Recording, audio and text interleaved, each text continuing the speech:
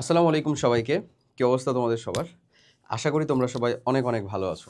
সবাইকে আমাদের class 8 sure scholarship যে প্রোগ্রাম সেখানে অনেক স্বাগতম। আমরা আমাদের ক্লাস 8 সিওর স্কলারশিপ প্রোগ্রামের আজকে বিজ্ঞানের যে অধ্যায়টা নিয়ে পড়াশোনা করব সেটা হচ্ছে চ্যাপ্টার 8 রাসায়নিক বিক্রিয়া। রসায়ন সম্বলিত পড়াশোনা, দ্যাটস ওয়াই তোমাদের সামনে আমি উপস্থিত হয়েছি।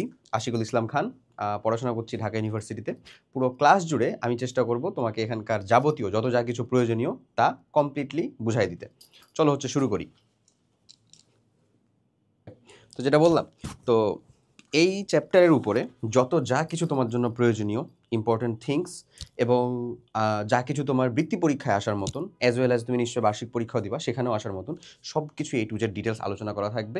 ঝটপট একটা রিভিশন প্লাস তোমার বেসিক ক্লিয়ারেন্স দুইটাই ইনশাল্লাহ তুমি পেয়ে যাবা। ঠিক আছে, চলো শুরু করি। ওকে, আমরা যদি প্রথমেই চ্যাপ্টারে যাই তাহলে আমাদেরকে প্রথমে এখানে তিনটা জিনিস আসলে পড়তে হয়, যেটা আমরা ক্লাস 7-এ কিছুটা পড়ছি। আচ্ছা, তার আগে যে যে রাসায়নিক বিক্রিয়ার একটা কথা বলতেছে, আমরা চ্যাপ্টারটা জুড়ে আসলে কি পড়বো বলো তো? রাসায়নিক বিক্রিয়া, তাই না? সো আমি যদি তোমাকে ধরো একটু এটার বেসিক টেসিক দিতে যাই যে আসলে কি জিনিসটা বুঝাবে কি বিক্রিয়া।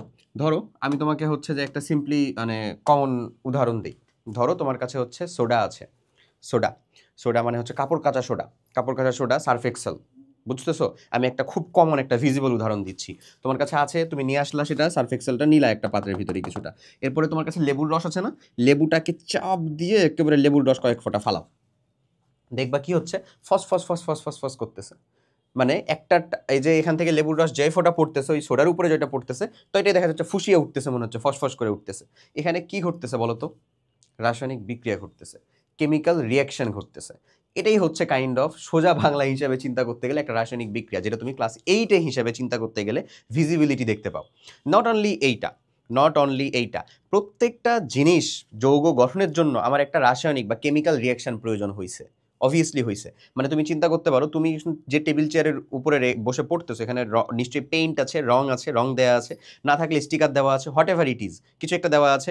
অথবা ধরে নিলাম আমি তোমার হাতে একটা প্লাস্টিক আছে যেটা হচ্ছে পলিমার। এই পলিমারটা তৈরি করতেও মানে এই যে যৌগ একটা, এই যৌগ তৈরি করতেও কি লাগছে আসলে? রাসায়নিক বিক্রিয়া লাগছে। সো রাসায়নিক বিক্রিয়া জিনিসটার কনসেপ্টটা হচ্ছে ব্রড। তুমি জাস্ট একটা ভিজিবল বিক্রিয়া কাইন্ড অফ এরকমভাবে চাইলে দেখতে পারো।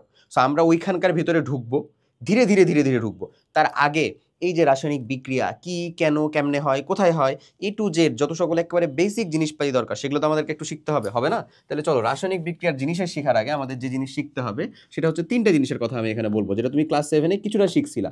একটা হচ্ছে ভাই প্রতীক, একটা হচ্ছে ভাই সংকেত, সংকেত, হ্যাঁ, আর আরেকটা হচ্ছে ভাই যোজনী। এই তিনটা জিনিস, এই যে নতুনভাবে একটা জিনিস যুক্ত হয়েছে কাইন্ড অফ যোজনী, যোজনী। ওকে, সো প্রতীক, প্রতীক জিনিসটা কি? প্রতীক জিনিসটা হচ্ছে আমাদের যে টোটাল পর্যায় সারণীতে মৌল সংখ্যা সেটা কয়টা বলো তো? 118টা। কতটি মৌল রয়েছে আমাদের? 118টি মৌল।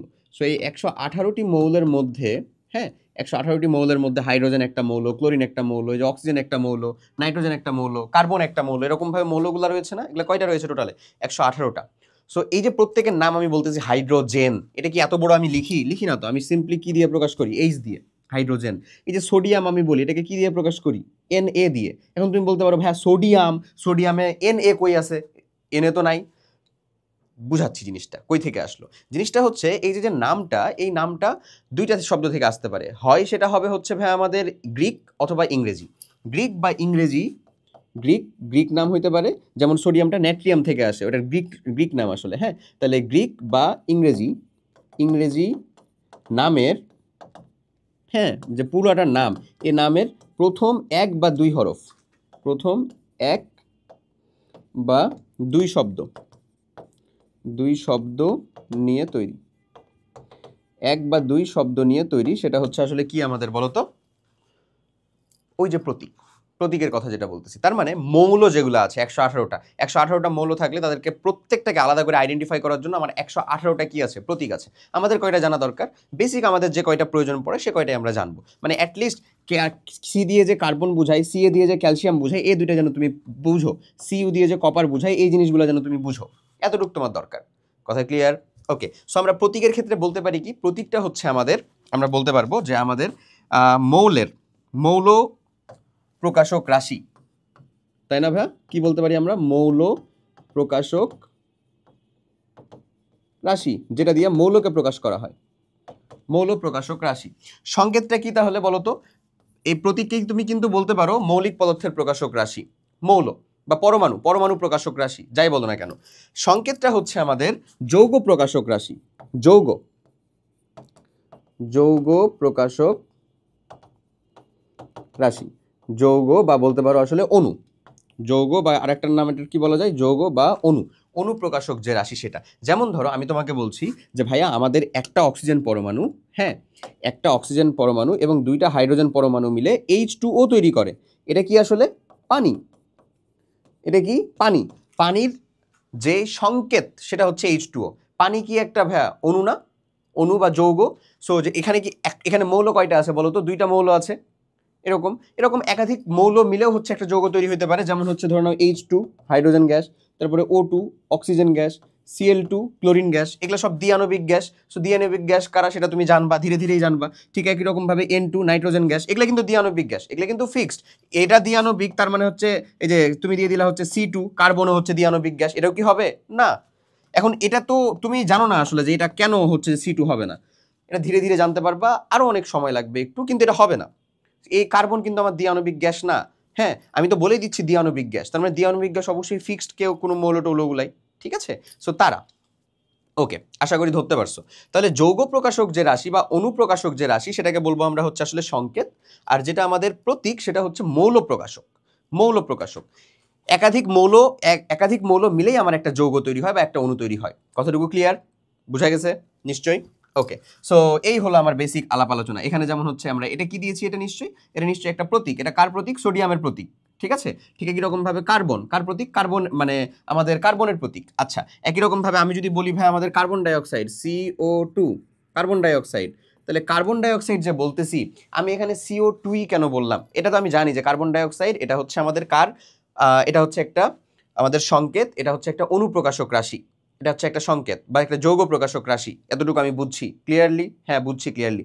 এখন কোয়েশ্চেন আমার হচ্ছে যে ভাইয়া আপনি CO2 কেন দিলেন? এখানে তো এরকমও দেওয়া যেত C2O, এমনও দেওয়া যেত, বা এমন কেন হইল না, হোয়াই? এই কোয়েশ্চেনটা তো আসতেই পারে। আবার ভাইয়া আপনি যে হচ্ছে যে H2O দিলেন, why not HO2, why not, কেন না? এটা হইলো এটা হইলো না কেন? এতটুকু বুঝার জন্য বা জানার জন্য আমাদের আরেকটা রাশি জানতে হয়, সেটা হচ্ছে কি বলতো? যোজনী। যোজনী এর ইংরেজি প্রতিশব্দটা হচ্ছে ভাই আমাদের ভ্যালেন্সি, ভ্যালেন্সি, ভ্যালেন্সি। যোজনীকে সিম্পলি তুমি বলতে পারো একটা মৌল অপর একটা মৌলের সাথে যুক্ত হবার যে ক্ষমতা, সেটাই হচ্ছে তার যোজনী, সেটাই হচ্ছে তার যোজনী। এটাকে আরও ক্লিয়ারলি বলা যায়, আরও ডিস্টিংক্টলি বলা যায়, মানে আরও আইডেন্টিটিক্যালি বলা যায়। এটাকে কেমনভাবে বলা যায়? বলা যায় হচ্ছে এরকমভাবে, এই সংজ্ঞাটা কিন্তু একেবারে খুবই এক্সক্লুসিভ, তুমি নিজে একটু বেশি জানার জন্য পড়তেছো, ঠিক আছে? কারোর সাথে শেয়ারের কথা বলবো না, মানে বলতেছি যে মানে তুমি চিন্তা করো না যে আবার তোমাকে অতিরিক্ত দিয়ে দেওয়া হচ্ছে, এমন না। তুমি মাথায় রাখবা যোজনী হচ্ছে কোনো মৌল তার নিকটস্থ, এই জিনিসগুলো তোমার বইয়ে এই সংজ্ঞাটা তোমার বইয়ে নাই আসলে। কোনো মৌল তার নিকটস্থ নিষ্ক্রিয় গ্যাসের ইলেকট্রন বিন্যাস অর্জন করার জন্য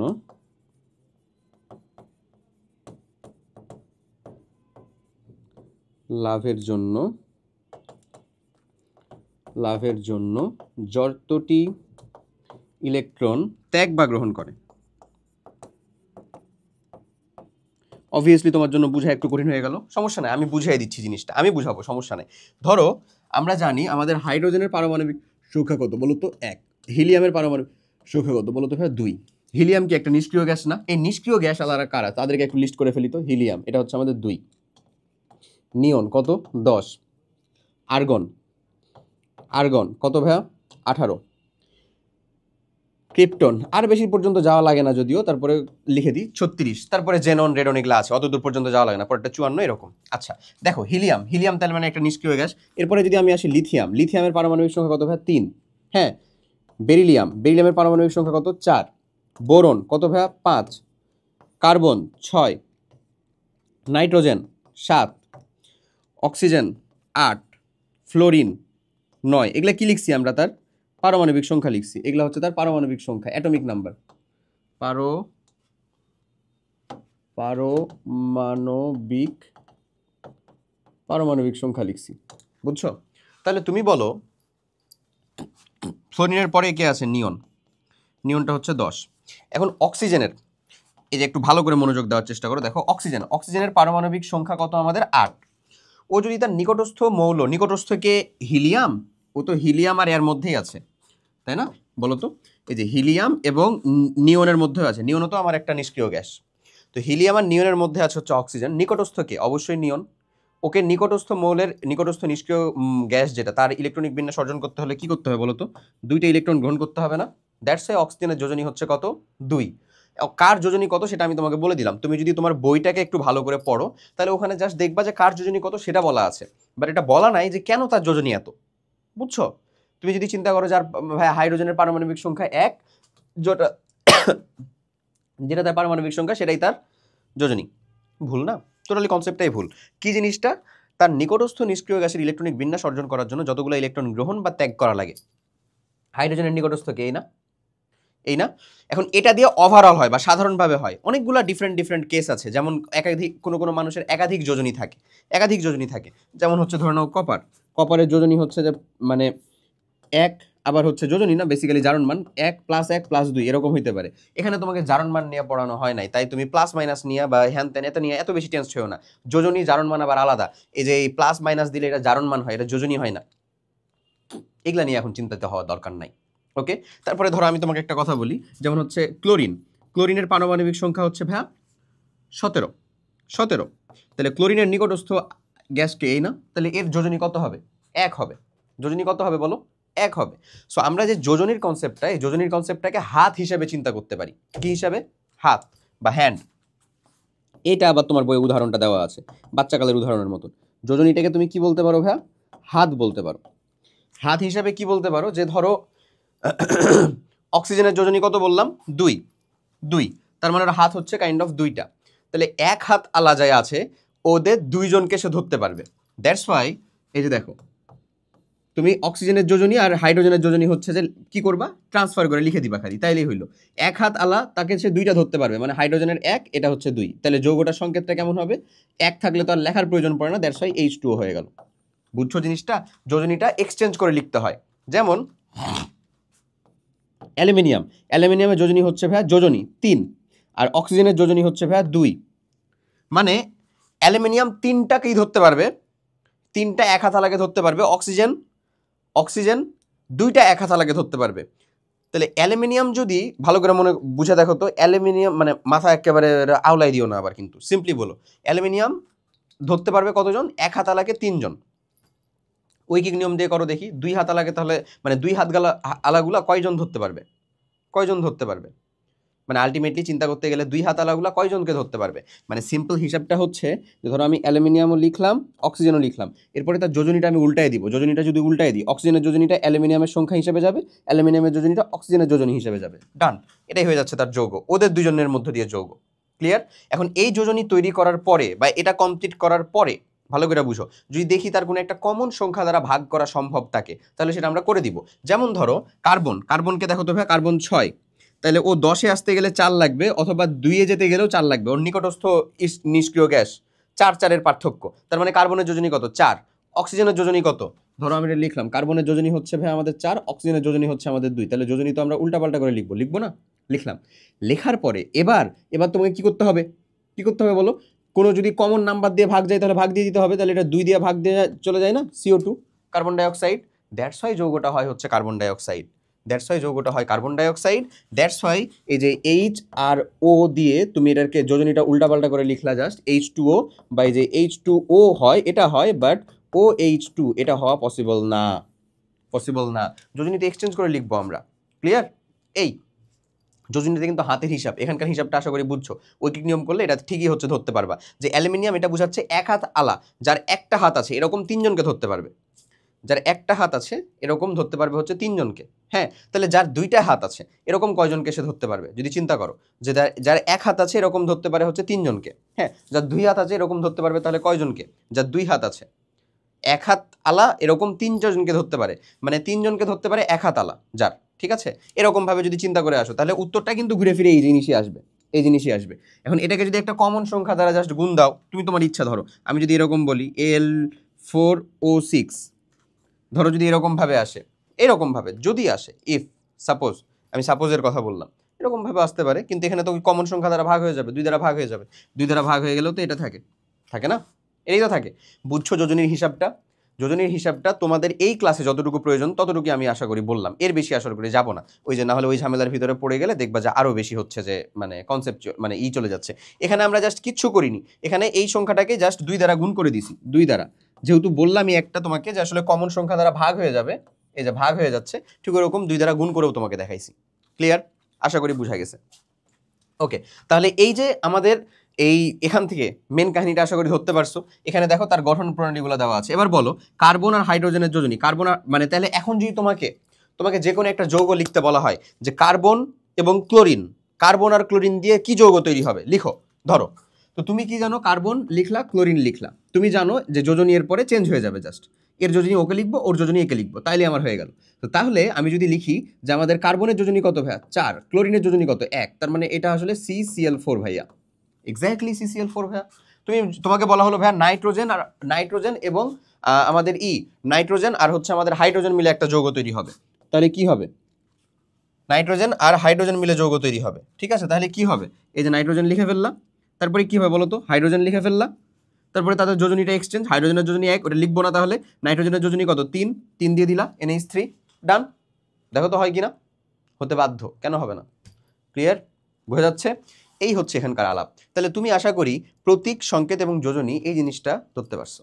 ক্লিয়ার? সো তুমি যোজনীকে হাতের মতন চিন্তা করেও চিন্তা করতে পারো, অমনেও ধরবা, অমনেও ধরতে পারো। আবার আমি যে জিনিসটা বলে দিলাম যোজনীর কিভাবে তৈরি হয়, এই যে এখানে একেবারে ক্লিয়ার কাট বলা আছে যোজনী, ভ্যালেন্সি, কোনো মৌল তার নিকটস্থ নিষ্ক্রিয় গ্যাসের ইলেকট্রনিক বিন্যাস অর্জন করার জন্য এই কাহিনীটা করে, সেটা হচ্ছে তার যোজনী। এখন এইখান থেকে তুমি আরামসে হচ্ছে যে এই কয়টা জিনিস মনে রাখলা একটু, যে ভাইয়া তাহলে তার নিকটস্থ ইলেকট্রনের জন্য তার এখন 2 যোজনী হতে পারে বা তার 3, যেমন সালফারের হচ্ছে পারমাণবিক সংখ্যা 16, ও 18তে পৌঁছাতে গেলেও 2 লাগবে, তার মানে সালফারের যোজনী একটা 2 হবেই। একাধিক যোজনীও যদি দেখায়, বাট 2 তো হবেই, হবে না? এই ক্লিয়ার? তাহলে কিভাবে যোজনীটা বের করা হয় সেটা তো অন্তত ধরতে পারছো। ক্লিয়ার? ওকে, এরপরে চলো দেখো কয়েকটি মৌল এবং তাদের যৌগমূলকের যোজনী। কয়েকটি মৌলও বলতেছে, আবার এখানে যৌগমূলকও বলতেছে। আরে যৌগমূলক আবার কি রে ভাই, কই থেকে আসলো এটা? হ্যাঁ, আরে কই থেকে আসলো? চলো বুঝাচ্ছি। এই যে এখানে যৌগমূলক দেওয়া আছে। আচ্ছা, প্রথমে আসো মানে অধাতু যে মৌল আর ধাতু যে মৌল, অধাতু হোক বা ধাতু হোক, অধাতু বা ধাতুর ভিতরে পার্থক্যটা হচ্ছে অধাতুর যোজনীগুলো নর্মালি হচ্ছে আমাদের হয় -1 বা প্লাস মাইনাস দিয়ে আসলে বলার দরকারই নাই আসলে। ধরো যোজনী 1 কার কার, হাইড্রোজেন, এটা একটা রিডিং দিব আমরা, মনে রাখবো, কয়েকবার প্র্যাকটিস করলে বা কয়েকটা লেখালেখি করলে অটোমেটিক্যালি দেখবা মনে হচ্ছে। ক্লোরিন, ফ্লোরিন, ব্রোমিন, আয়োডিন, এবং এগুলোতে যতগুলা লেখা হয়েছে না, এ প্রত্যেকেই হচ্ছে দ্বিআণবিক গ্যাস। তার মানে এদেরকে যদি লিখতে চাও তাহলে এরা হচ্ছে যে H2 আণবিক অবস্থায়, Cl2 এরকম ভাবে থাকে। এটা কিন্তু সিঙ্গেল হাইড্রোজেন আকারে কখনোই থাকবে না, কখনোই থাকবে না। ওকে, আচ্ছা, তারপরে দেখো ধাতুর ভিতরে সোডিয়াম, পটাশিয়াম, তারপরে কপারের যেটা মানে যাদের দেখবা হচ্ছে একাধিক যোজনী আছে, তাদের ছোট যোজনীটাকে বলা হয় আস, আর বড় যোজনীটাকে বলা হয় হচ্ছে ইক। কপারের যেমন 2টা যোজনী আছে, একটা হচ্ছে কপার প্লাস, এটাকে বলবো আমরা কিউ প্লাস, আর একটা বলবো হচ্ছে কপার 2+, এটাকে বলবো আমরা কিউপ্রিক। যেমন ধরো ভাইয়া ফেরামের যোজনী হচ্ছে 2+ একটা, ফেরামের যোজনী হচ্ছে 3+ একটা। তাহলে এই যে এই ছোটটাকে বলবো কি ভাইয়া, ফেরাস বা আস, বুঝতেছো? ছোট যোজনীটাকে বলা হয় আস, বড় যোজনী যেটা সেটাকে বলা হয় কি ভাই আমাদের ইক, তাহলে এটার নামটা কি হয়ে যাবে, ফেরিক, এমন হয়ে যায়। ক্লিয়ার? ওকে, সো এই যে দেখো, তারপরে সিলভার একটাই যোজনী +1, গোল্ড, অ্যারামের একাধিক যোজনী আছে, এটা হচ্ছে যে অ্যারাস আর একটা হচ্ছে এরিক। ওকে, এরপরে দেখো এখানে বেশ কিছু আমাদের কি দিয়েছে, যৌগমূলক দিয়েছে। আমি যৌগমূলকের কনসেপ্টটাতে একটু পরে যাচ্ছি, আগে হচ্ছে এটা বলে দিই। এটা কি করব আমরা, একটা সুন্দর মতো রিডিং দিব, মনে রাখার চেষ্টা করব। এবং তুমি তো আসলে এখন বেসিকটা জেনে গেছো যে এটাকে আসলে কিভাবে বের করা হয়েছে। মানে তোমাকে যদি ওর পারমাণবিক সংখ্যা তুমি জানো, সালফারের পারমাণবিক সংখ্যা ধরো, এবং তার নিকটস্থ নিষ্ক্রিয় গ্যাসের ইলেকট্রন সংখ্যা জানো, নিকটস্থ যেটা, তাহলে তুমি কি তার যোজনী বের করতে পারবা না? তুমিও তো পারবা, কেন পারবা না, তাই না? ওকে, ডান। তাহলে এই যে 2 যোজনী যুক্ত আছে, অক্সিজেন, সালফার, কার্বন তো মেইনলি আমাদের 4 যোজনী আলা, তাই না? হ্যাঁ, আসলে 4 যোজনী আলা। দেখো কার্বনকে দেওয়া আছে 4 যোজনী আলা, মানে একাধিক যোজনী সে শো করতে পারে। ওকে, সালফারেও দেখো ভাই একাধিক যোজনী শো করতে পারে, 4 যোজনী আলাও আছে। তারপরে ম্যাগনেসিয়াম, ক্যালসিয়াম, এগুলো সব দ্বিধাতু। এই যে ফেরামের আস, তারপরে যে দেখো ফেরামের ইক, আয়রনেরই ফেরাম 2+, ফেরাম 3+ আছে। এগুলো নিয়ে এত মাথা ব্যথা করার দরকার নেই, 2-3 বার রিডিং দিবা, এটা হচ্ছে তোমার কাজ, 2 থেকে 3 বার রিডিং আর আয়ন আকারে লিখা। এই আয়ন আকারে লিখলেই তোমার কাজটা অনেক ক্লিয়ার হয়ে যাবে। আয়ন আকারে লিখা, আয়ন আকারে লিখা। আয়ন আকারে লিখা মানে কি? অধাতুগুলাকে মাইনাস আকারে লিখবা, মাইনাস আকারে, আর ধাতুগুলাকে কি আকারে লিখবা ভাইয়া? প্লাস আকারে লিখবা। মানে জিনিসটা হচ্ছে এই যে ধরো এই যে আমি লিখছি না এরকম, সোডিয়ামের যোজনী 1 মানে সোডিয়াম প্লাস সব সময়, ফেরাসের যোজনী হচ্ছে 2 প্লাস, Fe 2 প্লাস সব সময় এরকম ভাবে লিখবা। ওকে, জিঙ্কের যোজনী কত? 2 প্লাস। টিনেরও 2টা হয়, লেডেরও 2টা হয়, 2 আর 4 হয়, ঠিক আছে? এই যে দেখো 4, 4এও আছে যোজনী, 4এও আছে। ওকে, তো এগুলো তো অনেক বড় বড় ধাতু, যেমন হচ্ছে ধরো লেডের পারমাণবিক সংখ্যা হচ্ছে ভাই 82, 82। অদূর পর্যন্ত কি তোমার মনে রাখার দরকার আছে? মোটেও না, মোটেও না। তুমি এখন চিন্তা করতে পারো ভাই 82-82-র আশেপাশে মানে নিষ্ক্রিয় গ্যাস কে আছে, ওরে খুঁজে বের করি, দিয়ে সলভ করি, দরকার নাই, দরকার নাই। ওকে, অ্যালুমিনিয়াম 3 প্লাস, এরাম, তারপরে মানে অ্যারামেরও হয় অ্যারিক, আর হচ্ছে আয়রনেরও হয় ফেরিক। এই তারপরে যেটা আমাদের মানে অধাতুর ভিতরে, সেটার ভিতরে নাইট্রোজেন আছে, ফসফরাস আছে, এদের 3 যোজনী করে হয়। ওকে, আচ্ছা, এরপরে যেটার কথা বললাম যৌগমূলক একটা বাকি হয়ে আছে, এদেরকে নিয়ে একটু পড়তে হবে আমাদেরকে। কি নিয়ে পড়বো আমরা? যৌগমূলক। যৌগমূলক এটা খুব মানে জিনিসটা সহজ, জাস্ট খালি কনসেপ্টটা যদি বুঝতে পারো তাহলেই হয়। যৌগমূলক হচ্ছে যৌগের ন্যায়, যৌগের, দেখো জিনিসটা হচ্ছে যে যৌগের ন্যায় একগুচ্ছ পরমাণু, একগুচ্ছ বা একাধিক যাকে বলতেছি আমরা, একগুচ্ছ পরমাণু কিন্তু কাজ করে মৌলের মতো। কেমন? যেমন ধরো আমি যদি তোমাকে বলি ভাই এই যে NH3, এটা হচ্ছে আমাদের অ্যামোনিয়া গ্যাস। কি গ্যাস বলো? Ammonia gas. এটাকে ভাঙলে একটা নাইট্রোজেন 3টা হাইড্রোজেন পাবা এমন। এবং এটা যদি অন্য কারোর সাথে বিক্রিয়া করে, যেমন ধরো এটা যদি আমার হচ্ছে যে অ্যামোনিয়া গ্যাস অন্য কারোর সাথে, যে কারোর সাথে ধরো বিক্রিয়া করতেছে, অন্য আমি কার কথা বলবো, এইটাই ধরো যদি আমাদের পানির সাথে বিক্রিয়া করে, তাহলে অ্যামোনিয়াম হাইড্রক্সাইড তৈরি করতেছে, এরকম ভাবে মানে এই জিনিসটা ভাঙে না? ভাঙে। বাট ইন কেস যদি দেখা যায় হচ্ছে যে এটাকে আমি এমন ভাবে দিতেছি যে NH4 প্লাস, এটা হচ্ছে ভাই অ্যামোনিয়াম আয়ন, এখানে একটা নাইট্রোজেন 4টা হাইড্রোজেন এবং একটা পজিটিভ আয়ন আছে, এই যে প্লাস পজিটিভ আয়ন, এবং এটা একটা যৌগমূলক। যেমন আমি যদি এখন ওই যে ধরে নাও অ্যামোনিয়াম ক্লোরাইড, এটাকে বলি অ্যামোনিয়াম ক্লোরাইড, অ্যামোনিয়াম NH4, যেটা হচ্ছে নিশা দলের সংকেত, তুমি জানো অ্যামোনিয়াম ক্লোরাইড, এটাকে যদি তুমি ভাঙো তাহলে এখানে কি পাবা? তুমি অ্যামোনিয়াম আয়ন পাবা, প্লাস হচ্ছে ক্লোরাইড আয়ন পাবা। মানে এটা এমন না যে নাইট্রোজেন ভাঙবে আলাদা করে, হাইড্রোজেন ভাঙবে আলাদা করে, না, কারণ এটা টোটালটাই হচ্ছে একটা যৌগমূলক। এই যে অ্যামোনিয়াম, এটা হচ্ছে টোটালটা একটা যৌগমূলক। ঠিক একই রকম ভাবে এই যে দেখো অ্যামোনিয়াম, তারপরে হচ্ছে হাইড্রোক্সিল, এগুলো হচ্ছে একটা যৌগমূলক। নাইট্রাইট, নাইট্রেট, বাইকার্বনেট বা হাইড্রোজেন কার্বনেট, এগুলো সবগুলাই হচ্ছে কি এক একটা যৌগমূলক। এই টোটাল গুচ্ছটা একটা পরমাণুর ন্যায় আচরণ করে, বাট এটা নিজেই কি 3-4টা একাধিক না? একাধিক মিলে যুক্ত হলে কি কখনো সেটা পরমাণু থাকে না তো, ওটা তো একটা যৌগ হয়ে যায়, যৌগ না? দ্যাটস ওয়াই এটাকে বলা হচ্ছে এটা যৌগের মতন আচরণ করে, কারণ এর কাছে যৌগের বৈশিষ্ট্য আছে, যেহেতু একাধিক পরমাণু আছে, বাট আচরণটা করতেছে বিক্রিয়াতে আবার কেন মতন, একটা পরমাণু বা একটা মূলকের মতন। দ্যাটস ওয়াই এটাকে বলা হয় যৌগমূলক বা রেডিক্যাল। বুঝা গেছে? যৌগমূলক বা রেডিক্যাল, ক্লিয়ার? এই যৌগমূলকগুলো আমরা মনে রাখবো তার চার্জ সহ। এগেন কার্বনেট CO3 2 মাইনাস, এই যে এখানে যে মাইনাস প্লাস দেওয়া আছে, এটা হচ্ছে তার যোজনী। ধরো এখন যদি আমাকে কেউ বলে সোডিয়াম আর কার্বনেট এটা দিয়ে একটা যৌগ লিখো, তুমি সোডিয়ামের যোজনী কত তুমি জানো? 1। কার্বনেট CO3, কার্বনেটের যোজনী তুমি কত জানো? ওই যে যেটা তার উপরে চার্জ, সেটাই হচ্ছে তার যোজনী। তো কত তাহলে? 2। তাহলে আদান প্রদান হয়ে যাবে না? এই যে আদান প্রদান হয়ে গেল, ধরো এই যে আমি দিয়ে দিলাম, এখানে হচ্ছে 2 দিয়ে দিলাম, তৈরি হয়ে গেল যৌগটা। এখন এটা কিন্তু এরকম না যে সোডিয়ামে এখানে 2টা আর কার্বনেট 1টা, এটাকে ভাঙলে যে কার্বন 1টা অক্সিজেন 3টা বাইর হবে, এরকম কিন্তু না, কারণ কার্বনের টোটালটাই কি একটা যৌগমূলক। এই জিনিসটা আমাদের বুঝতে হবে। এগেন যদি আমি তোমাকে একটু বলি যে ধরো আমাকে যদি এমন বলতো যে তুমি হচ্ছে ভাই অ্যালুমিনিয়াম আর কার্বনেট এটা দিয়ে একটা যৌগ লিখো, অ্যালুমিনিয়াম আর কার্বনেট, ধরো হচ্ছে অ্যালুমিনিয়াম লিখলাম আর কার্বনেট CO3 কার্বনেট লিখলাম, এটা দিয়ে একটা যৌগ লিখতে হবে। অ্যালুমিনিয়ামের যোজনী কত বলো তো? 3। এটাকে কি আমি 3 এরকম ভাবে দিয়ে দিব? না, এর পুরোটার উপরে না, এর পুরোটাই তো একটা যৌগমূলক, তাহলে এর পুরোটার উপরে যাবে।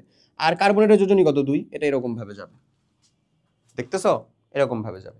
অ্যালুমিনিয়াম কার্বনেটের চেহারাটা হবে হচ্ছে এক্স্যাক্টলি এরকম, ক্লিয়ার? এমন, কারণ এটা তো পুরোটা একটা যৌগমূলক। এখানে যেহেতু 1 ছিল, সোডিয়ামেরটা 1, দ্যাটস ওয়াই 1 তো আর দেওয়ার দরকার পড়েনি, ক্লিয়ার? এমন ঠিক একই রকম এই যে এটার কত? সালফাইড, আবার সালফেট, এগুলার হচ্ছে 2। আর এই যে ফসফেট, এবং ফসফাইড, এটাই হচ্ছে কি মেনলি 3 যোজনীযুক্ত। 4 যোজনীযুক্ত যৌগমূলক এখন পর্যন্ত পাওয়া যায় নাই। ক্লিয়ার? এটা আমরা একটা ভালো মতন মনে রাখবো, কারণ এগুলো আমাদের জন্য অবভিয়াসলি ইম্পর্টেন্ট, এগুলো অনেক বেশি গুরুত্বপূর্ণ হতে চলেছে আমাদের জন্য। হ্যাঁ, ওকে। আচ্ছা, এই যে যৌগমূলকটা আর কি, অ্যাটলিস্ট যেহেতু যৌগমূলক জিনিসটা নতুন। ওকে, চলো এবার আমরা রাসায়নিক সমীকরণ অংশটা একটু পড়ি, বোঝার চেষ্টা করি জিনিসটা কি বলতেছে। আচ্ছা, রাসায়নিক সমীকরণ মানে আমাদের একটা, যে কথাটা আমরা ধরো যদি বলি যে জিঙ্ক আমার HCl এর সাথে বিক্রিয়া করলো, কি তৈরি হবে, এটা আমরা কিভাবে প্রকাশ করব, যেটা দিয়ে প্রকাশ করব সেটাই হচ্ছে আমার রাসায়নিক সমীকরণ। এখানে আমার বাম পাশে কারা কারা থাকতেছে, জিঙ্কের কথা বললাম, HCl এর সাথে বিক্রিয়া করতেছে, দিয়ে কিছু একটা তৈরি করতেছে, তার মানে এটা দুইটা অংশ আছে, একটা বাম পাশ একটা ডান পাশ। তাহলে আমরা সিম্পলি বলতে পারি রাসায়নিক সমীকরণের ক্ষেত্রে বাম অংশে থাকবে হচ্ছে আমাদের বাম অংশে বিক্রিয়ক, বিক্রিয়ক, ও ডান অংশে থাকবে হচ্ছে আমার ডান অংশে বিক্রিয়াজাত বা বিক্রিয়া থেকে উৎপন্ন, সেটাকে আমরা বলি হচ্ছে উৎপাদ, উৎপাদ। ঠিক আছে, রাসায়নিক সমীকরণের ক্ষেত্রে বাম অংশে। এখন বাম অংশে জিনিসটা থাকবে কিভাবে, হয় থাকবে তার প্রতীক অথবা থাকবে তার সংকেত। যেমন ধরো হচ্ছে জিঙ্ক, জিঙ্ক হচ্ছে কি বলতো, প্রতীক। জিঙ্ক মৌলের প্রতীক, মৌলের প্রতীকটাই তো লেখা আছে এখানে। বাট এই যে ধরো সালফিউরিক অ্যাসিড বা HCl, যদি আমি এটাকে HCl চিন্তা করতাম, হাইড্রোক্লোরিক অ্যাসিড, এটা কি একটা সংকেত না, এটা তো একটা অনুসংকেত। তাহলে প্রতীক এবং সংকেত সম্বলিত যে অংশটা সেটা থাকবে হচ্ছে বাম পাশে। এবং একাধিক যদি থাকে, একাধিক বিক্রিয়ক বা উৎপাদের মধ্যে, বিক্রিয়ক বা উৎপাদের মাঝে প্লাস চিহ্ন দিতে হবে আমাদের। হ্যাঁ, উৎপাদের, এই যে দেখো জিঙ্ক আর এই সালফিউরিক অ্যাসিড, তার মধ্যে প্লাস দেওয়া হয়েছে। এক উৎপাদের মধ্যে যদি একাধিক থাকে তাহলে কি দিব আমরা, প্লাস চিহ্ন দিব। ওকে। আর 3 নম্বরের ক্ষেত্রে আমরা লিখব যে বিক্রিয়ক এবং উৎপাদের মাঝে, বিক্রিয়ক তো বাম দিকে, উৎপাদ কি ডান দিকে, বিক্রিয়ক ও উৎপাদের মাঝে মধ্যে এই যে অ্যারো সাইন, হ্যাঁ দিতে পারি, অথবা দিতে পারি হচ্ছে ইকুয়াল, ইকুয়ালও দেওয়া যায়, অ্যারো সাইনও দেওয়া যায়। আবার কোনো কোনো ক্ষেত্রে দেখবা হচ্ছে যে ডাবল হাফ অ্যারো দেওয়া আছে। ডাবল হাফ অ্যারো এটার মানে বোঝাচ্ছে উভমুখী, উভমুখী, এটার মানে বোঝায় একমুখী, এটা মানে উভমুখী বা একমুখী বোঝায় না, এর মানে বোঝা হচ্ছে বিক্রিয়া সমতা হয়ে আছে এমন। ঠিক আছে। আচ্ছা, এখন কোন রাসায়নিক বিক্রিয়া দিয়ে এক্স্যাক্টলি কি হয়, সেটা কোন ধরনের রাসায়নিক বিক্রিয়া, সেটা তোমাকে পড়াশোনা করেই জানতে হবে, শিখতে হবে। আমরা কিছু মেজর পোর্শনের বিক্রিয়া দেখব, বুঝবো, শেখার চেষ্টা করব। চলো হচ্ছে শুরু করি। ঠিক আছে। সো রাসায়নিক সমীকরণের জিনিসটা বুঝছো যে আমরা কোনো একটা ঘটনা ঘটতেছে, ওই ঘটনাটাকে আমরা রাসায়নিকভাবে উপস্থাপন করতেছি। এই যে উপরে এটা কি বোঝাচ্ছে, উপরে এটা বোঝাচ্ছে সালফারকে আমি অক্সিজেনের রেসপেক্টে দহন করছি বা পুড়াচ্ছি, তাহলে আমার কি তৈরি হবে, সালফার ডাইঅক্সাইড তৈরি হবে। আমি জিঙ্কের সাথে সালফিউরিক অ্যাসিড যেটা ছিল তার সাথে বিক্রিয়া করাচ্ছি, তখন আমার জিঙ্ক সালফেট একটা লবণ তৈরি হচ্ছে আর হাইড্রোজেন গ্যাস তৈরি হচ্ছে। ঠিক আছে। এটা অলরেডি একটা ঘটে যাওয়া ঘটনা, সেটাকে আমরা প্রকাশ করতেছি রাসায়নিক সংকেত দ্বারা বা রাসায়নিক সমীকরণ দ্বারা। ওকে, যে তুমি যদি এটার সাথে এটা করো বা এই ঘটনাটা প্রকাশ করো তাহলে এরকম ফলাফল আসবে। বুঝা গেছে? এই যে এই প্রকাশক জিনিসপাতিগুলা, এটাকেই বলা হচ্ছে রাসায়নিক সমীকরণ। ক্লিয়ার? আশা করি ক্লিয়ার হয়েছে। ওকে, এবার আসো রাসায়নিক সমীকরণ ধরো তুমি লিখতে পারলা, রাসায়নিক সমীকরণের সমতাকরণ। লিখেই কাজ শেষ হয় না নিশ্চয়ই, রাসায়নিক সমীকরণটা আমাকে সমতা করতে হবে, যে রাসায়নিক সমীকরণটা এক্স্যাক্টলি কিভাবে আমরা সমতা করতে পারি। দেখো, তুমি যদি আসলে জিনিসটা জানো, ফার্স্ট অফ অল, যেমন আমি তোমাকে বলে দিলাম যে ভাইয়া আমরা যখন এই যে এখানে যেমন একটা পানির বিক্রিয়া ধরো করা হচ্ছে H2 + O2, হাইড্রোজেন আর অক্সিজেন, তুমি এখানে তো এরকমও করতে পারতা যে ভাইয়া H আর O2 এই দুইটা বিক্রিয়া করে H2O তৈরি করবে। তাহলে এই জিনিসটার ভিতরে ভুল কি হইলো, আসলে ভুল হইছে, হাইড্রোজেন তো সিঙ্গেল আকারে থাকে না, কারণ এটা তো দ্বিআণবিক গ্যাস। তাহলে তোমাকে আমি এখানে কিছু সিরিয়াল অর্ডার লিখে দিই অন্তত, যারা হচ্ছে দ্বিআণবিক, যাদেরকে লিখতেই হবে হচ্ছে ডাবল করে আসলে। হ্যাঁ, দ্বিআণবিক গ্যাস, দ্বিআণবিক দ্বিআণবিক গ্যাস, দ্বিআণবিক গ্যাস মানে কি, এটা থাকে হচ্ছে ডাবলিং দ্বিআণবিক গ্যাস। যেমন শুরুতেই হচ্ছে H2 হাইড্রোজেন, তারপরে আসে Cl2, নাইট্রোজেন 2, অক্সিজেন 2, এই যে দ্বিআণবিক গ্যাস সবগুলো। এদেরকে যখনই তুমি কোথাও একটা অণু আকারে লিখবা তখন এটাকে সিঙ্গেল আকারে তুমি লিখতে পারবা না। ধরো সোডিয়ামকে তুমি লিখলা Na, নো প্রবলেম, লেখা যায়। বাট অক্সিজেনকে লিখতেছো শুধুও না, ভুল লিখতেছো। ক্লিয়ার? ওকে। তারপরে যদি আমি বলি, মানে যদি কোনো একটা যৌগের মধ্যে অবস্থিত সে না থাকে, যদি তুমি HCl লিখো, এখানে তো HCl2 লেখার দরকার নাই রে ভাই, এটা তো আমি বলি না, আমি বলছি যদি সিঙ্গেল কখনো ক্লোরিনকে লিখো তাহলে তোমাকে অবশ্যই ক্লোরিন গ্যাস লিখতে হবে, Cl2 ও দ্বিআণবিক অবস্থায় থাকে। ওকে, যদি তোমাকে কখনো হিলিয়াম লিখতে হয়, ও সিঙ্গেল, ও এগুলা হচ্ছে মানে নিষ্ক্রিয় গ্যাস, একাণবিক গ্যাস, এগুলা কারোর সাথে বিক্রিয়া গঠন করে না, কোনো যৌগ টোগ তৈরি করে না। ওকে, আচ্ছা তাহলে CH2 Cl2 N2 O2 এরকম ভাবে লিখলাম। তারপরে ধরো ব্রোমিন 2 Br2, আর আর কাউকে দরকার আছে? আপাতত না, এই কয়টা দেখলেই হয়েছে। তারপরে তুমি চাইলে যে ফ্লোরিন 2 F2 শুরুর দিকে যেহেতু থাকে এদেরকে লিখে ফেললা। তাহলে দেখছো, এবার তাহলে তুমি বলো, তুমি যদি বলো যে ভাইয়া অক্সিজেন আর হাইড্রোজেন বিক্রিয়া করে পানি তৈরি করতেছে, অক্সিজেন প্লাস হাইড্রোজেন এরা বিক্রিয়া করতেছে, দিয়ে তৈরি করতেছে কি আসলে? পানি। পানি তৈরি করতেছে না? পানির সংকেতটা কেমন বলো তো? কারণ এই দুইটা মিলে একটা যৌগ তৈরি হবে। সেটা তুমি এখন জিজ্ঞাসা করতে পারো, ভাইয়া কেন H2O2 নয়, জিজ্ঞাসা করতে পারো, কিন্তু জিজ্ঞাসাটা খুব বলদের মতন হবে, কারণ আমি তোমাকে অলরেডি হচ্ছে জিনিসটা শিখাইছি। কেমনে শিখাইছি? হাইড্রোজেন আর অক্সিজেন মিলে কি তৈরি করতেছে? একটা যৌগ তৈরি করতেছে। তাহলে তুমি কি লিখলা? প্রথমে হাইড্রোজেনকে লিখলা, পরে হচ্ছে অক্সিজেনকে লিখলা, যোজনীটা আদান প্রদান করে দিবা না? এখানে যার যোজনী যত, সে আসলে এক হাত যুক্ত ততজনকে ধরতে পারে, এরকম ব্যাপারটা না। হাইড্রোজেনের যোজনী কত? 1, অক্সিজেনের যোজনী কত? 2। তাহলে এটা মিলে তৈরি হওয়া যৌগটা কি? অক্সিজেনেরটা হাইড্রোজেনের কাছে আসলো, হাইড্রোজেনেরটা অক্সিজেনের কাছে গেল, এই যৌগটাই তৈরি হচ্ছে না? এই যৌগটা তৈরি হচ্ছে। ক্লিয়ার? সো এখন তুমি চিন্তা করতে পারো যে ভাইয়া বাম দিকে আমার 2টা হাইড্রোজেন ছিল, 2টা অক্সিজেন ছিল, কিন্তু ডান দিকে আমার শুধুমাত্র একটা অক্সিজেন, একটা অক্সিজেন। তার মানে এটা সমতা হয়ে নাই। এক্স্যাক্টলি, এটা ঠিক আছে। আমাদের তো যেহেতু পড়তেছি আমরা হচ্ছে সমতাকরণ, এই বিক্রিয়াটা সমতাকরণ হয়ে নাই, আমাকে সেটা সমতাকরণ করতে হবে। ভাই কীভাবে করতে পারি? কোনো সমস্যা নাই। তুমি হচ্ছে সিম্পলি যদি এই যে অক্সিজেনের সামনে হচ্ছে তুমি বাম দিকে ডান দিকে সংখ্যাপাতি জিনিসপত্র গুণটুন করে সমান সংখ্যাটাকে সমান করবা। আমি যদি বাম দিকে হাফ দ্বারা, অক্সিজেনের সামনে হাফ দ্বারা গুণ করে দিই, তাহলে অক্সিজেন 2টা ছিল, হাফ দিয়ে গুণ করলে কয়টা হলো? একটা হলো। একটা, 2টা হাইড্রোজেনের সাথে একটা অক্সিজেন যুক্ত হয়ে বা হাফ মোল যুক্ত হয়ে কত তৈরি করছে? ওইটা তৈরি করছে। এমনভাবে, অথবা তুমি চাচ্ছ যে না ভাই আমি হাফটা পছন্দ করি না, আমি পূর্ণ সংখ্যা পছন্দ করি, তাহলে তুমি একটা কাজ করো, টোটাল সমীকরণটাকে বাম এবং ডান দিকে যে টোটাল সমীকরণটা আছে, হ্যাঁ বাম এবং ডান দিকে যে টোটাল সমীকরণটা আছে ভাই, বুঝছো? বাম এবং ডান দিকে যে টোটাল সমীকরণটা আছে, টোটালটাকে 2 দ্বারা গুণ করে দাও। তাহলে 2 দ্বারা যদি গুণ করে দাও, তাহলে 2টা হাইড্রোজেন গ্যাস 2 দ্বারা গুণ করলে এটা কত হয়? একটা অক্সিজেন গ্যাস হয়। তখন এখানে কি হবে দেখো তো? তখন এখানে এমন হয়ে যায় না, 2টা পানির অণু। এবার দেখো তো অক্সিজেন হাইড্রোজেন সংখ্যা সব কিছু সমান আছে কিনা? আছে। এই প্রসিডিওর দিয়ে তোমাকে সমতা করতে হবে, এবং অনস একবার তুমি যখন সমতা করে ফেললা, তখন তুমি চাইলে তীর চিহ্ন না দিয়ে ইকুয়াল চিহ্ন দিতে পারো, ইকুয়াল সাইনও দিতে পারো। বাট মাথায় রাখতে হবে যে যদি সমতা না থাকে তাহলে সেক্ষেত্রে আমরা কখনোই ইকুয়াল সাইন দিব না। সো একটা রাসায়নিক বিক্রিয়ার ক্ষেত্রে সমতা করাটা খুবই ম্যান্ডেটরি, এরকম কোনো কাজ না। তুমি যদি প্রোডাক্ট ঠিক মতন লিখতে পারো তাহলেও তোমার উত্তর হয়ে গেছে।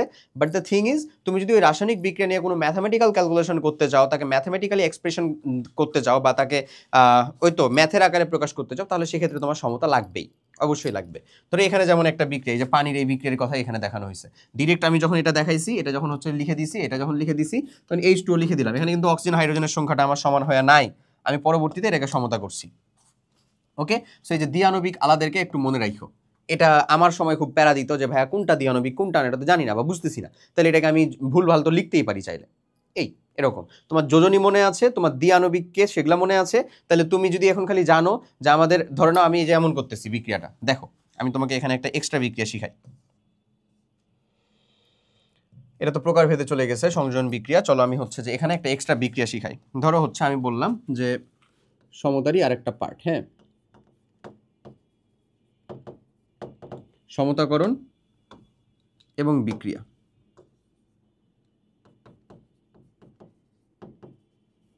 সমতাকরণ এবং বিক্রিয়া এটা দেখাচ্ছি। ধরো তুমি জানো যে ভাইয়া নাইট্রোজেন তো আমার দ্বিআণবিক গ্যাস, তাই না? আপনি তো বললেন। তার সাথে আমার হাইড্রোজেন বিক্রিয়া করতেছে, দিয়ে এখন প্রোডাক্ট কি তৈরি হয় ভাইয়া? নাইট্রোজেন আর হাইড্রোজেন মিলিত একটা যৌগ তৈরি হবে। সো নাইট্রোজেন আর হাইড্রোজেন মিলিত যৌগ ভাইয়া কি তৈরি হয় সেটা তো আমি জানি না। ধরে নিলাম তুমি অ্যামোনিয়া গ্যাস জানো না, আমি মানে নিলাম, তাও তো কোনো সমস্যা নাই। তুমি যোজনী উল্টাপাল্টা করে দাও, তাহলে তো তোমার যৌগ তৈরি হয়ে গেল, হবে না? পিটা বলে যদি নাও পারিস বা এতক্ষণও না বুঝিস। দেখ তাহলে জিনিসটা কেমন, হাইড্রোজেনের যোজনী কত ভাইয়া? 1, নাইট্রোজেনের যোজনী কত ভাইয়া? 3, নাইট্রোজেনের যোজনী 3, হাইড্রোজেনের যোজনী 1। তার মানে যৌগটা আসলে থাকতেছে কেমন ভাই? এরকম না, NH3। এটাই কি আমার অ্যামোনিয়া গ্যাস? এক্স্যাক্টলি এটাই আমার অ্যামোনিয়া গ্যাস। এখন তুমি চিন্তা করতে পারো ভাই এবার আমি বিক্রিয়াটাকে সমতা করতে চাচ্ছি, কিভাবে সমতা করব? কিভাবে সমতা করবা? খুব সহজ। এটার ফার্স্ট অ্যাটেম্পটা তোমার রাখা লাগবে যে ভাইয়া যেখানে মানে আলাদা আলাদা হয়ে আছে, যেমন বাম পাশে আলাদা আলাদা হয়ে আছে, সেখানে আমরা পরে হাত দিব বা পরে চিন্তা করব। আলাদা আলাদাদের সাথে যেটা যুক্ত আকারে আছে সেটাকে সমতা করার চেষ্টা করব। ঠিক আছে? যেমন ধরে নাও নাইট্রোজেন আমার 2টা আছে ভাই, এখানে নাইট্রোজেন আমার কয়টা? একটা। কিন্তু নাইট্রোজেন যদি আমি 2টা বানাতে চাই আমি কি করব? তার সামনে একটা সুন্দর 2 দ্বারা গুণ করে দিব, 2 দ্বারা। তাহলে নাইট্রোজেন 2টা হয়ে গেছে, নাইট্রোজেন 2টা হয়ে গেছে, মিলে গেছে। বাট হাইড্রোজেন কয়টা হয়ে গেছে? 3 দুগুণা 6টা হয়ে গেছে। হাইড্রোজেন কয়টা হয়ে গেছে? 6টা হয়ে গেছে। তো ভাই এবার হাইড্রোজেন মিলাতে হবে না? এবার তুমি হাইড্রোজেন মিলানোর জন্য হাইড্রোজেনের সামনে 3 দিয়ে গুণ দিয়ে দাও না। তাহলে হাইড্রোজেন 2টা ছিল, অলরেডি 3 দ্বারা গুণ, কত হয়ে গেছে? 6 হয়ে গেছে। বিক্রিয়া আমার সমতা হয়ে গেছে না? মিলে গেছে না বিক্রিয়া আমার? মিলে গেছে, ডান। কোনো সমস্যা আছে? কোনো সমস্যা নাই।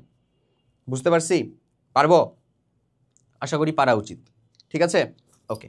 সো এইটা হচ্ছে আমাদের এই সমতাকরণ বিক্রিয়ার মেইন প্রসেস, মেইন স্টেজ। তাহলে যৌগ লেখার ক্ষেত্রে আমরা যদি একটু বলি, যৌগ লেখার ক্ষেত্রে প্রতীক লিখে প্রথমে আমরা কি করব? আসলে প্রতীক লিখব। প্রতীক লিখে জাস্ট প্রতীক লেখার পরে আমরা কি করব? তাদের যোজনী অদল বদল, যোজনী অদল বদল, ডান। এমন না? তাহলে তো আমার কি হয়ে গেল? এটা হয়ে গেল। পারবো? বোঝা যাচ্ছে? ওকে, চলো এবার রাসায়নিক বিক্রিয়া দেখি। এই যে ধরো যে রাসায়নিক বিক্রিয়াগুলো তুমি শুরু করলা, এই রাসায়নিক বিক্রিয়াগুলোর প্রকারভেদের ভিতরে আমরা যাব। প্রথমে আমরা পড়বো যাকে, সেটা হচ্ছে আমাদের সংযোজন বিক্রিয়া।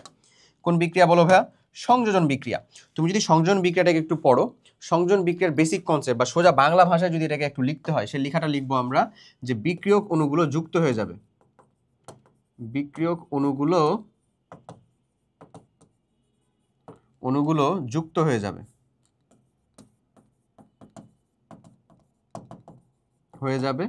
কোনো কিচ্ছু বের হবে না। যা কিছু যুক্ত হবে, কিচ্ছু বাইর হবে না, কিচ্ছু চলে যাবে না। ঠিক আছে?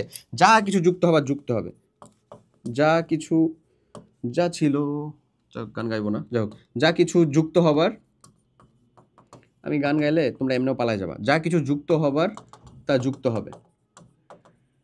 বুঝছো জিনিসটা? কোনো কিচ্ছু বের হবে না। তাহলে ধরো এই যে আয়রনের সাথে সালফার বিক্রিয়া করতেছে, দিয়ে কি তৈরি করবে? আমার একটা আয়রন আর সালফারের যৌগ তৈরি করবে। আয়রন আর সালফার, সালফারেরও যোজনী 2, আয়রনের যোজনীও 2। তার মানে এটা তৈরি করলো হচ্ছে এটা। এখন তুমি চিন্তা করতে পারো যে ভাইয়া এটা তো আমরা তো আয়রনের যোজনী 3ও জানি, তো 3 যোজনী দিয়ে যদি তৈরি করতো, নো প্রবলেম। এটাকে আমরা বলছি ফেরাস সালফাইড। ফেরাস যেহেতু প্রথমে ছোটটা তৈরি করছে, তার ফেরাস সালফাইড।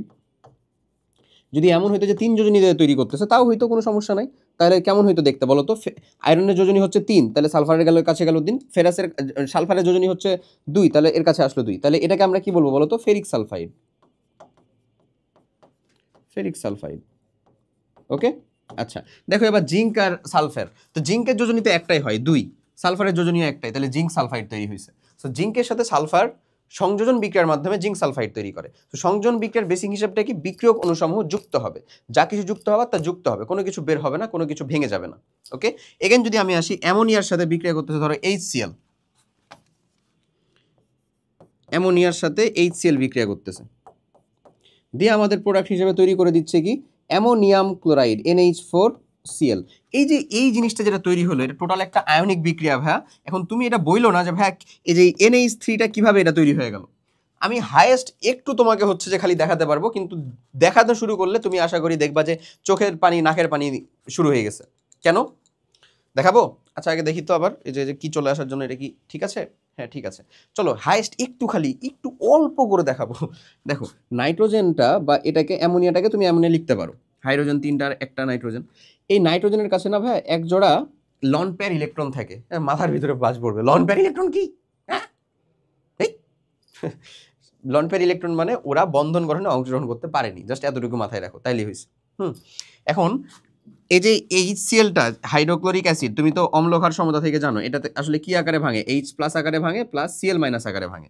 H+টা তুমি জানো বলো তো, মানে হাইড্রোজেনের কাছে তো ইলেকট্রন ছিলই একটা, ও যদি H+ হয়ে যায় তার কাছে, তাহলে ওর কাছে কি কোনো ইলেকট্রন আছে?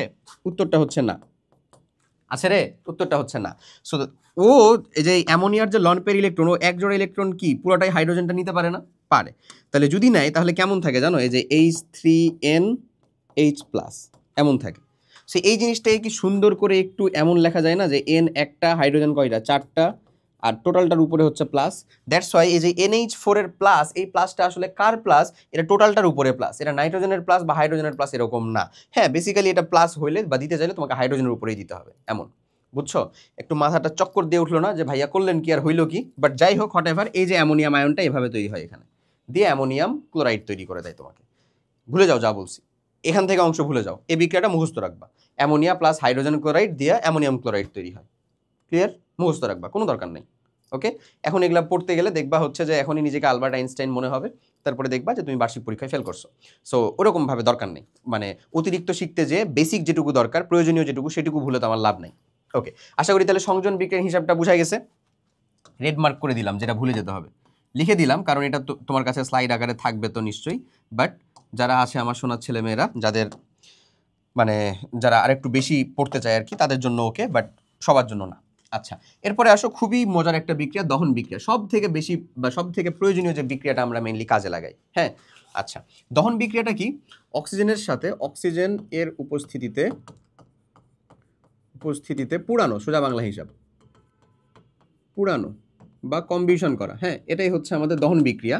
সো মানে আমাদের উৎপন্ন যে যৌগ, উৎপাদ বিক্রিয়কের অক্সাইডে পরিণত হয়। বিক্রিয়কে যেটা থাকবে, বিক্রিয়কের অক্সাইডে পরিণত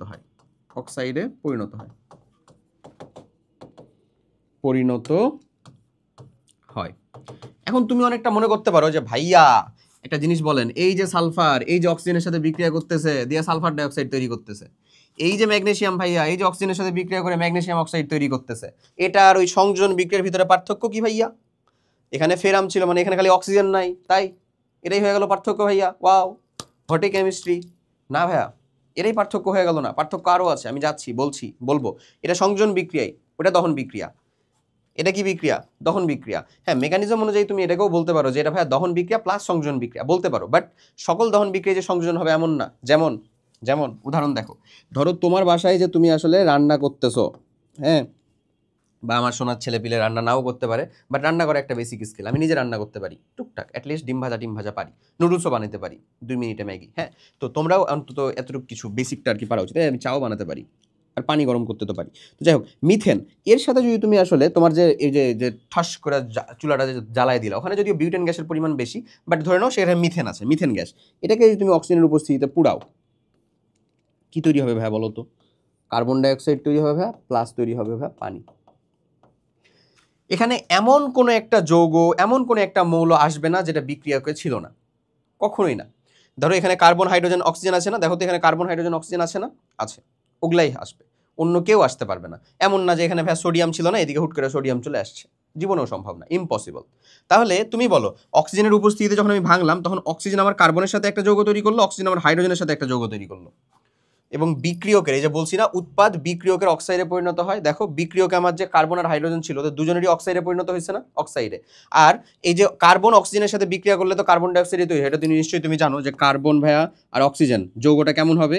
যোজনী আদান প্রদান। কার্বনের যোজনী হচ্ছে 4, এটা আমি অক্সিজেনের কাছে দিলাম, অক্সিজেনের হচ্ছে যে 2, সেটা আমি কার্বনের কাছে দিলাম। এটাকে যদি একটু কমন সংখ্যা দ্বারা কাটাকাটি করে দাও, তাহলে কত থাকে? CO2।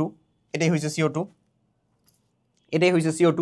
ঠিক একই রকমভাবে পানি তৈরি করার তো হিসাবটা বুঝছোই। তাহলে বলো, এখানে কি দেখছো যে সংযোজন হয়েছে? খালি সংযোজন হয়েছে? নিশ্চয়ই না। সংযোজন হলে কি হইতো? এই যে CH4O2 এরকমভাবে যদি কোনো একটা যৌগ তৈরি করতো, তাহলে সেটাকে তুমি সংযোজন বিক্রিয়ার ভিতরে বলতে পারতা। বুঝছো জিনিসটা? তাহলে সংযোজনের ভিতরে বলা যেত। যেমন এই দুইটার ভিতরে ঘটছে, আমি মানতেছি। তার মানে এটা দহন প্লাস সংযোজন। দহন বলবো যখনই দেখবো যেটা অক্সিজেনের উপস্থিতিতে পুরানো হচ্ছে এবং যৌগটা আমার অক্সিজেনের অক্সাইডে পরিণত হচ্ছে, তখন সেটাকে আমরা সংযোজন বা আদার্স কোনো ক্যাটাগরিতে রাখবো না, ডিরেক্ট ফেলে দিব কোথায়? দহনে। ক্লিয়ার? তাহলে আমরা সংযোজন বিক্রিয়া বুঝলাম, দহন বুঝলাম বা কম্বিশন রিয়াকশন বুঝলাম। এবার আরেকটা খুব গুরুত্বপূর্ণ হচ্ছে আমাদের বিক্রিয়া, সেটা হচ্ছে সাবস্টিটিউশন রিয়াকশন, বা আমরা বলতে পারি প্রতিস্থাপন বিক্রিয়া। প্রতিস্থাপন বিক্রিয়া মানে হচ্ছে একজন ঢুকবে আর একজন বের হবে। একজন ঢুকবে, একেবারে বাংলা করে একেবারে বুঝাচ্ছি, আর একজন বের হবে। একজন ঢুকবে আর একজন বের হবে, তাহলে এটা কি কেমন বিক্রিয়া? আমাদের প্রতিস্থাপন বিক্রিয়া। যেমন এখানে দেখা যাচ্ছে হচ্ছে ফেরামের সাথে আমরা কপার সালফেটের বিক্রিয়া করাচ্ছি। ফেরামের সাথে কপার সালফেটের বিক্রিয়া হচ্ছে, তখন ও ফেরাস সালফেট তৈরি করছে এবং কপার তৈরি করছে, কপারকে একেবারে এক উষ্টা দিয়ে বের করে দিছে। ঠিক আছে, ধরো হচ্ছে লোহা ফেরাম, এর সাথে আমরা বিক্রিয়া করাচ্ছি কার, কপার সালফেটের। সালফেটের যোজনী কত ছিল ভাই বলো তো, 2। কপারের যোজনী কত, 2। দ্যাটস ওয়াই এখানে কোনো সংখ্যা আর এক্সট্রাভাবে লিখতে হয়নি। এবং সালফেট জিনিসটা কি আমার একটা যৌগমূলক না, এটুকু কি একটা যৌগমূলক না, যৌগমূলক, এগুলো কিন্তু পারতে হবে।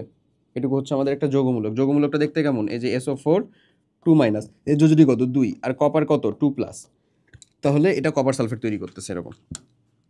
এখন বিক্রিয়া করার পরে ফেরামের 2 যোজনী ব্যবহার হবে, দেখি তৈরি হলো ফেরাস সালফেট প্লাস হচ্ছে কপার। ঠিক আছে, ডিরেক্ট কপার এমন। এখন তুমি চিন্তা করতে পারো যে ভাইয়া ফেরাস সালফেট আর কপার 3 যোজনীয় তো ব্যবহার হতে পারতো। হ্যাঁ, 3 যোজনী ব্যবহার হলে যৌগটা কেমন হতো বলো তো, 3 যোজনী ব্যবহার হলে যৌগটা হয়তো সালফেটের যেহেতু 2 যোজনী সেটা ফেরামের কাছে চলে আসলো, আর ফেরামের যদি 3 যোজনী ব্যবহার হয় তাহলে এটা এরকম হইতো, এইরকম হইতো ফেরিক সালফেট, তখন এটার নাম হইতো। এটা যে অসম্ভব এরকম না, কিন্তু এটাকে ফার্দার জারণ করতে হবে তাহলে সম্ভব। এটা কি হয়ে যেত, ফেরিক সালফেট এমন হয়ে যেত। এই হচ্ছে আলাপ আলোচনা, বলো বুঝছি, আশা করি বুঝতে পারছি। সেই রকম যদি আরো বিক্রিয়া আমি একটা দেখাই, যে ধরো হচ্ছে জিঙ্ক প্লাস সালফিউরিক অ্যাসিড, এটা একেবারে শুরুর দিকে দেখছিলাম, জিঙ্ক প্লাস সালফিউরিক অ্যাসিড দিয়ে আমাদের কি তৈরি করছিল বলো তো, যে জিঙ্ক সালফেট প্লাস হাইড্রোজেন, তার সিঙ্গেল থাকে না, hydrogen gas done, zinc sulphate plus hydrogen gas. ঠিক একই রকম ভাবে যদি আমি এই বিক্রিয়াটা এমন নিতাম, জিঙ্ক প্লাস হচ্ছে HCl, হাইড্রোজেন ক্লোরাইড, এই বিক্রিয়াগুলো এটা কিন্তু অলরেডি সমতা হয়েছিল, দ্যাটস ওয়াই সমতা করার প্রয়োজন পড়েনি। এর সাথে যদি বিক্রিয়াটা করাতাম তাহলে কেমন হইতো, এটা ভাইয়া হাইড্রোজেনটাকেও রিপ্লেস করে দিবে, জিঙ্ক আর ক্লোরিনের যৌগ তৈরি হবে, জিঙ্ক আর ক্লোরিন। এখন যোজনী একটু উল্টাপাল্টা করো, ক্লোরিনের যোজনী 1, জিঙ্কের কাছে আসলো, জিঙ্কের যোজনী 2, তো 2টা এর কাছে চলে গেল, ওকে, প্লাস হাইড্রোজেন গ্যাস H2। এখন তুমি চিন্তা করতে পারো ভাই এটা তো সমতা নেই, এখানে হাইড্রোজেন একটা, এখানে দিয়েছেন 2টা, নো প্রবলেম, এখানে জাস্ট একটা 2 দিয়ে দাও, এখানে যদি একটা 2 দিয়ে দাও ভাইয়া, তাহলে দেখবা হাইড্রোজেনও 2টা হয়ে গেছে, ক্লোরিনও 2টা হয়ে গেছে, পুরো বিক্রিয়ায় মিলে গেছে। এবং বিলিভ মি, বিক্রিয়া যদি সঠিক হয়, সংকেত যদি তুমি সঠিক লিখো, তাহলে এটা সমতাকরণ বা মিলানো কোয়াইট ইজিয়ার, বেশ সহজ হবে। ওকে, ডান। তাহলে প্রতিস্থাপন বিক্রিয়ারও মেকানিজম আশা করি বুঝতে পারছি, একটা ঢুকবে একটা বাইর হবে এমন। এবার আসো আমাদের বিযোজন বিক্রিয়া, এটাকে বিয়োজন বিক্রিয়াও বলবে, বিযোজন বিক্রিয়াও বলবে, মানে যোজনের পরেই যখন হচ্ছে যে বিযোজন করে দিই তখন সেটাকে আমরা হচ্ছে বিয়োজনও বলতে পারি এমন। মানে এটা হচ্ছে সংযোজন বিক্রিয়ার এক্স্যাক্ট উল্টা। ঠিক আছে, সংযোজন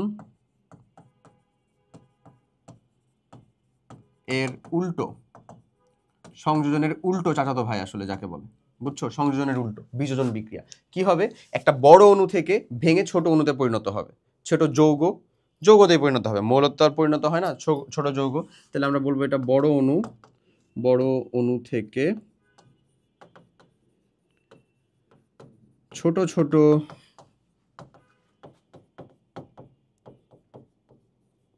বড় অণু থেকে ভেঙে ছোট অণু বা যৌগে পরিণত হবে, পরিণত হওয়া।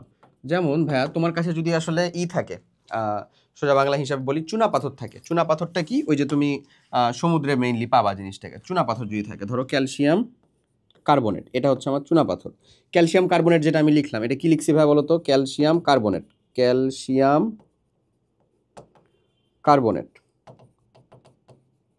ওকে, আচ্ছা, এই ক্যালসিয়ামের যোজনীয় 2, কার্বনেট তো একটা যৌগমূলক, ওটা যোজনীয় আসলে 2, দ্যাটস ওয়াই ক্যালসিয়াম কার্বনেট এরকম। এটাকে যদি তুমি জাস্ট সোজা বাংলায় হিট দাও, একটু কি দাও ভাইয়া, তাপ দাও, তাহলে এখানে কি হয়ে যায় জানো, এই কার্বনেটটা ভেঙে যায়, তাপ দিলে এটা ভেঙে যায়। ওকে, ভেঙে যেয়ে কীরকম আচরণ করে জানো, এই যে এরকম হয়, ক্যালসিয়াম অক্সাইড হবে প্লাস কার্বন ডাইঅক্সাইড গ্যাস তৈরি হবে এমন। এই কার্বন ডাইঅক্সাইড গ্যাসটা উড়ে যায় এবং ক্যালসিয়াম অক্সাইডটা অবশিষ্ট থাকে। এই জিনিসটা হচ্ছে ভাইয়া চুন, এই জিনিসটা হচ্ছে তোমার চুন। হ্যাঁ, এই জিনিসটা হচ্ছে চুন, বা এটাকে বলা হয় হচ্ছে আসলে কুইক লাইম।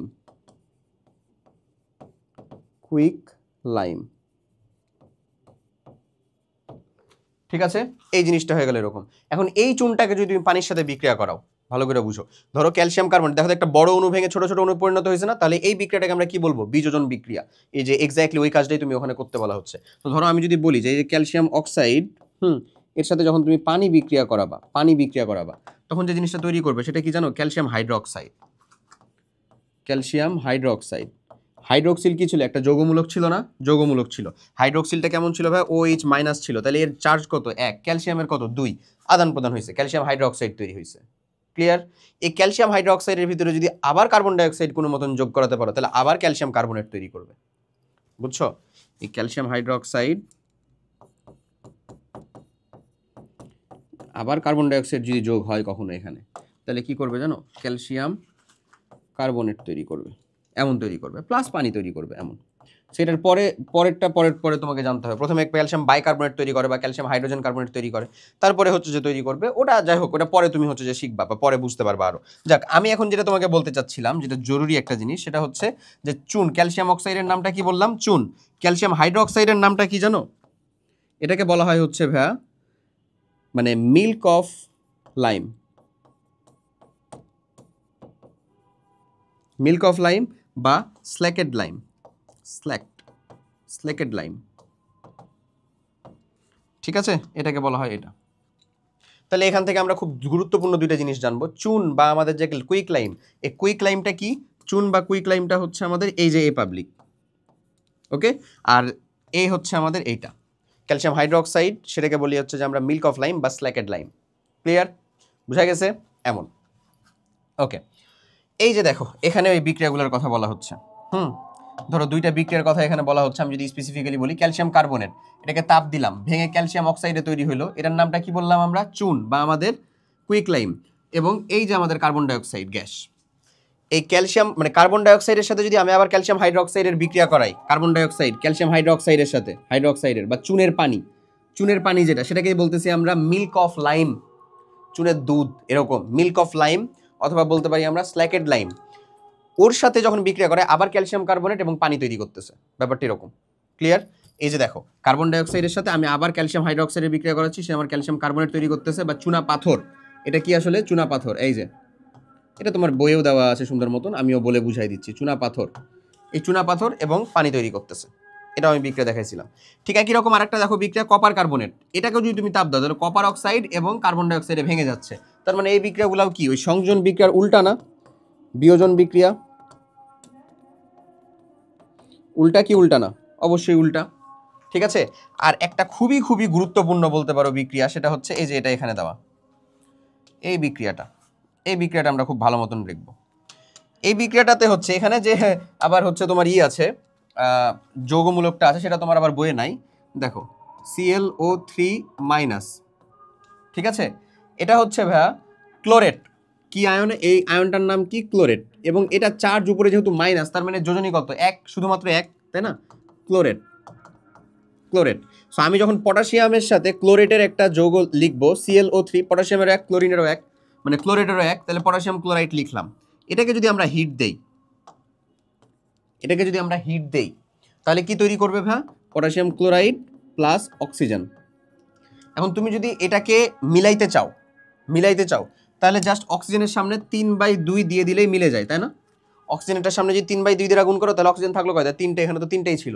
অথবা তুমি এক কাজ করতে পারো, এটাকে টোটালটাকে 2 দ্বারা গুণ করে দিতে পারো। 2 দ্বারা গুণ করে দিলে কত থাকে? 2 × KClO3, ঠিক আছে? 2 দ্বারা যদি গুণ করে দাও, হিট দিলা, তারপরে 2 KCl প্লাস হচ্ছে 3 of O2, done. 3 of O2, ডান। এই বিক্রিয়াটা কেন গুরুত্বপূর্ণ বলতাম? এটাও কিন্তু তোমার বিয়োজন বিক্রিয়ার মধ্যেই। দেখো বিয়োজন বিক্রিয়ার ভিতরে না, যা কিছু ভেঙে বা একটা বড় অণু ভেঙে কিছু ছোট ছোট অণুতে পরিণত হবে বা কিছু ছোট ছোট যৌগে পরিণত হবে, সেটাই তো এটা। এই পটাশিয়াম ক্লোরাইড তৈরি করতেছে। এই যে বিক্রিয়াটা, সেটা খুবই খুবই গুরুত্বপূর্ণ, কারণ এটা ভেঙে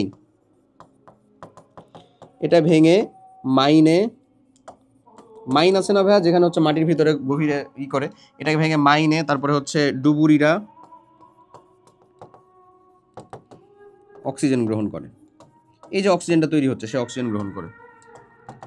ঠিক আছে? এটা কিন্তু তোমার খুব গুরুত্বপূর্ণ একটা ইনফরমেশন, কোয়েশ্চেন। ওকে, ইনফো ক্লিয়ার? পারবো আশা করি, ইনশাল্লাহ। ওকে, এটা ছিল আমাদের বিয়োজন বিক্রিয়া। এরপরে দেখো রাসায়নিক বিক্রিয়ায় তাপ শক্তির রূপান্তর, আর একটা গুরুত্বপূর্ণ টপিক। তুমি যখন দহন বিক্রিয়া করছিলা, ওখানেও তাপ শক্তির একটা রূপান্তর ছিল। প্লাস এই যে এই সকল যে বিক্রিয়া দেখানো আছে, এই বিক্রিয়ার কথা আমি অলরেডি তোমাকে বলছিলাম। এই বিক্রিয়া প্লাস হচ্ছে এই বিক্রিয়া প্লাস এই বিক্রিয়া, এই বিক্রিয়াগুলোতেও তাপশক্তির রূপান্তর হয়, মানে বিক্রিয়া থেকে ইনস্ট্যান্ট তাপশক্তির রূপান্তর হচ্ছে, বুঝছো? সো এই ধরনের বিক্রিয়াগুলোকে আমরা একটা নামের কথা বলবো বা নাম পড়বো, সেটা হচ্ছে প্রশমন বিক্রিয়া। তুমি যে বিক্রিয়ার কয়েকটা প্রকারভেদ পড়লা না অলরেডি? দহন পড়লা, কি কি পড়লা বলো তো?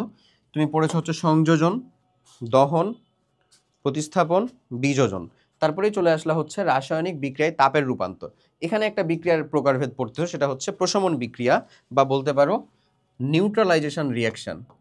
নিউট্রালাইজেশন রিঅ্যাকশন এই জিনিসটা কেমন চলো একটু বলি। প্রশমন বিক্রিয়া বা নিউট্রালাইজেশন রিঅ্যাকশনটা হচ্ছে এরকম যে তুমি অম্ল বা অ্যাসিড এবং ক্ষার বা বেসিক বা অম্লীয় কোনো দ্রবণ এবং ক্ষারীয় কোনো দ্রবণ বিক্রিয়া করিয়ে সবসময় দুইটা ফিক্সড উপাদান বা উৎপাদ হিসেবে বের হবে, সেটা হচ্ছে একটা লবণ আর একটা হলো ভাইয়া পানি। একটা লবণ, একটা কি পানি। সো এই বিক্রিয়াটাকেই বলা হয় মেইনলি আমাদের কি প্রশমন বিক্রিয়া। প্রশমন বিক্রিয়া মানে হচ্ছে তুমি কোনো কিছু একটা আছে তোমার কাছে বা তুমি কোনো কিছু একটা দিচ্ছ, যেটা আছে তোমার কাছে তার বিপরীতটা তোমার কাছে আসলো, বা তুমি যেখানে দিচ্ছ ওখানে যেটা আছে সেটার বিপরীতটা তুমি দিচ্ছ। যেমন লবণ মানে অম্ল, সেটার বিপরীত কি ক্ষার দিচ্ছ, অথবা ক্ষার আছে সেখানে তুমি অম্ল দিচ্ছ, এমন। ক্লিয়ার? সো এই জিনিসটা হচ্ছে প্রশমন বিক্রিয়া বা আমাদের যে নিউট্রালাইজেশন রিঅ্যাকশন সেটার কথা বোঝায়। এই জিনিসটা হইলো এমন যে আমাদের অম্ল বা অ্যাসিড ক্ষার বা বেজের সাথে বিক্রিয়া করে, ক্ষার বা বেজ এর সাথে বিক্রিয়ায়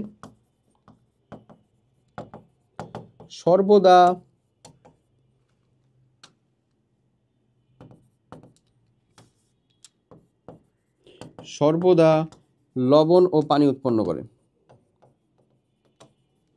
লবণ ও পানি উৎপন্ন করে, এই বিক্রিয়াকেই বলা হয় কি আমাদের প্রশমন বিক্রিয়া। যেমন ধরো ভাই বেকিং সোডা, সোডিয়াম কার্বনেট, এর সাথে সাইট্রিক অ্যাসিড। সাইট্রিক অ্যাসিড তো একেবারে মানে কি বলবো, পুরাই হচ্ছে ধরো লেবুর অ্যাসিড যেটার কথা বললাম, হ্যাঁ লেবুর অ্যাসিড, এই সংকেতটা বিশাল, বুঝছো? তো তুমি এটা নিজেই দেখে নিতে পারো, আমার নিজেরও এখন হচ্ছে যে ইনস্ট্যান্ট মনে নাই ওই সাইট্রিক অ্যাসিডের সংকেত বিশাল, ওই কি বলবো যে অর্গানিক একটা অ্যাসিডের মধ্যে সাইট্রিক অ্যাসিড। সো এই সাইট্রিক অ্যাসিডটা কই থাকে? লেবুর ভিতরে থাকে। তুমি যখন বিক্রিয়া করাবো তখন এখানে সোডিয়াম সাইট্রেট এবং কার্বন ডাইঅক্সাইড আর পানি তৈরি করলো। এখন কথা হচ্ছে ভাইয়া আপনি তো বললেন খালি লবণ আর পানি তৈরি করে, কার্বন ডাইঅক্সাইড কই থেকে আসলো, কেন আসলো? একটা জিনিস এক্সট্রা মাথায় রাখবা যে যদি কার্বনেট বা বাইকার্বনেট টাইপের যৌগ হয়, যেমন এটা কার্বনেট না, আবার যদি কোথাও বাইকার্বনেট টাইপের যৌগ থাকে, যেমন আমি আরেকটাও দেখাচ্ছি, ধরো সোডিয়াম বাইকার্বনেট দিয়েও দেখাচ্ছি, কোনো সমস্যা নাই। কার্বনেট বা বাইকার্বনেট ওটাও কিন্তু আমাদের ক্ষারীয়, এই যে এটা তো ক্ষারীয়, বুঝতেছোই, তাহলে এটা ক্ষারীয়, এটা হচ্ছে অ্যাসিড।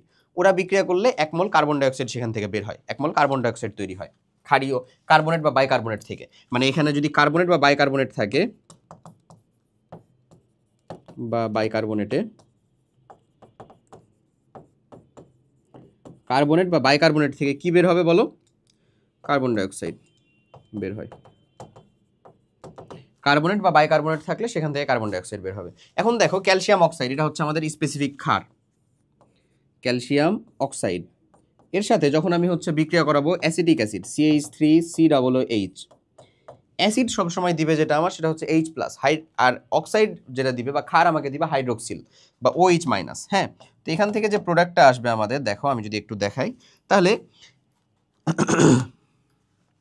এখানকার ভাইয়া এই যে এইচটা হচ্ছে প্লাস, তাহলে এই টোটালটুকু আসলে কি বলো তো? মাইনাস। ঠিক আছে, কীরকমভাবে এখানে ক্যালসিয়ামটা হচ্ছে ভাই 2+ আর এই অক্সিজেনটা হচ্ছে 2-, তাহলে প্লাসের সাথে মাইনাস আর কিচ্ছু না, খালি প্লাসের সাথে খালি মাইনাস। সো তাহলে এটার সাথে এই যে এটা, এটার সাথে কে এটা, প্লাসের সাথে জাস্ট মাইনাস।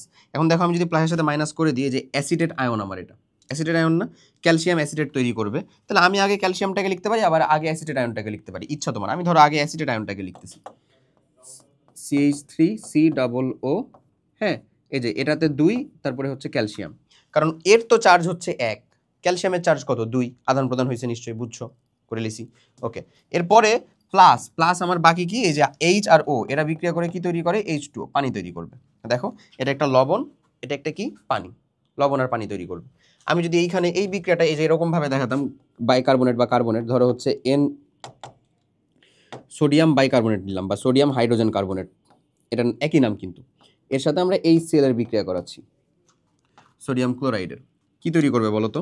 এই যে দেখো ভালো করে বুঝো, ক্লোরিনটা কি আমাদের মাইনাস, হাইড্রোজেনটা কি আমাদের প্লাস, এখানে কার্বনেটটা আমাদের মানে বাইকার্বনেট তো টোটালটা একটা, বাইকার্বনেট মিলে টোটালে একটা, বাইকার্বনেটটা টোটালে আমাদের কি -1, সোডিয়ামটা কি আমাদের প্লাস, তাহলে প্লাসের সাথে মাইনাস আর এটার সাথে এটা।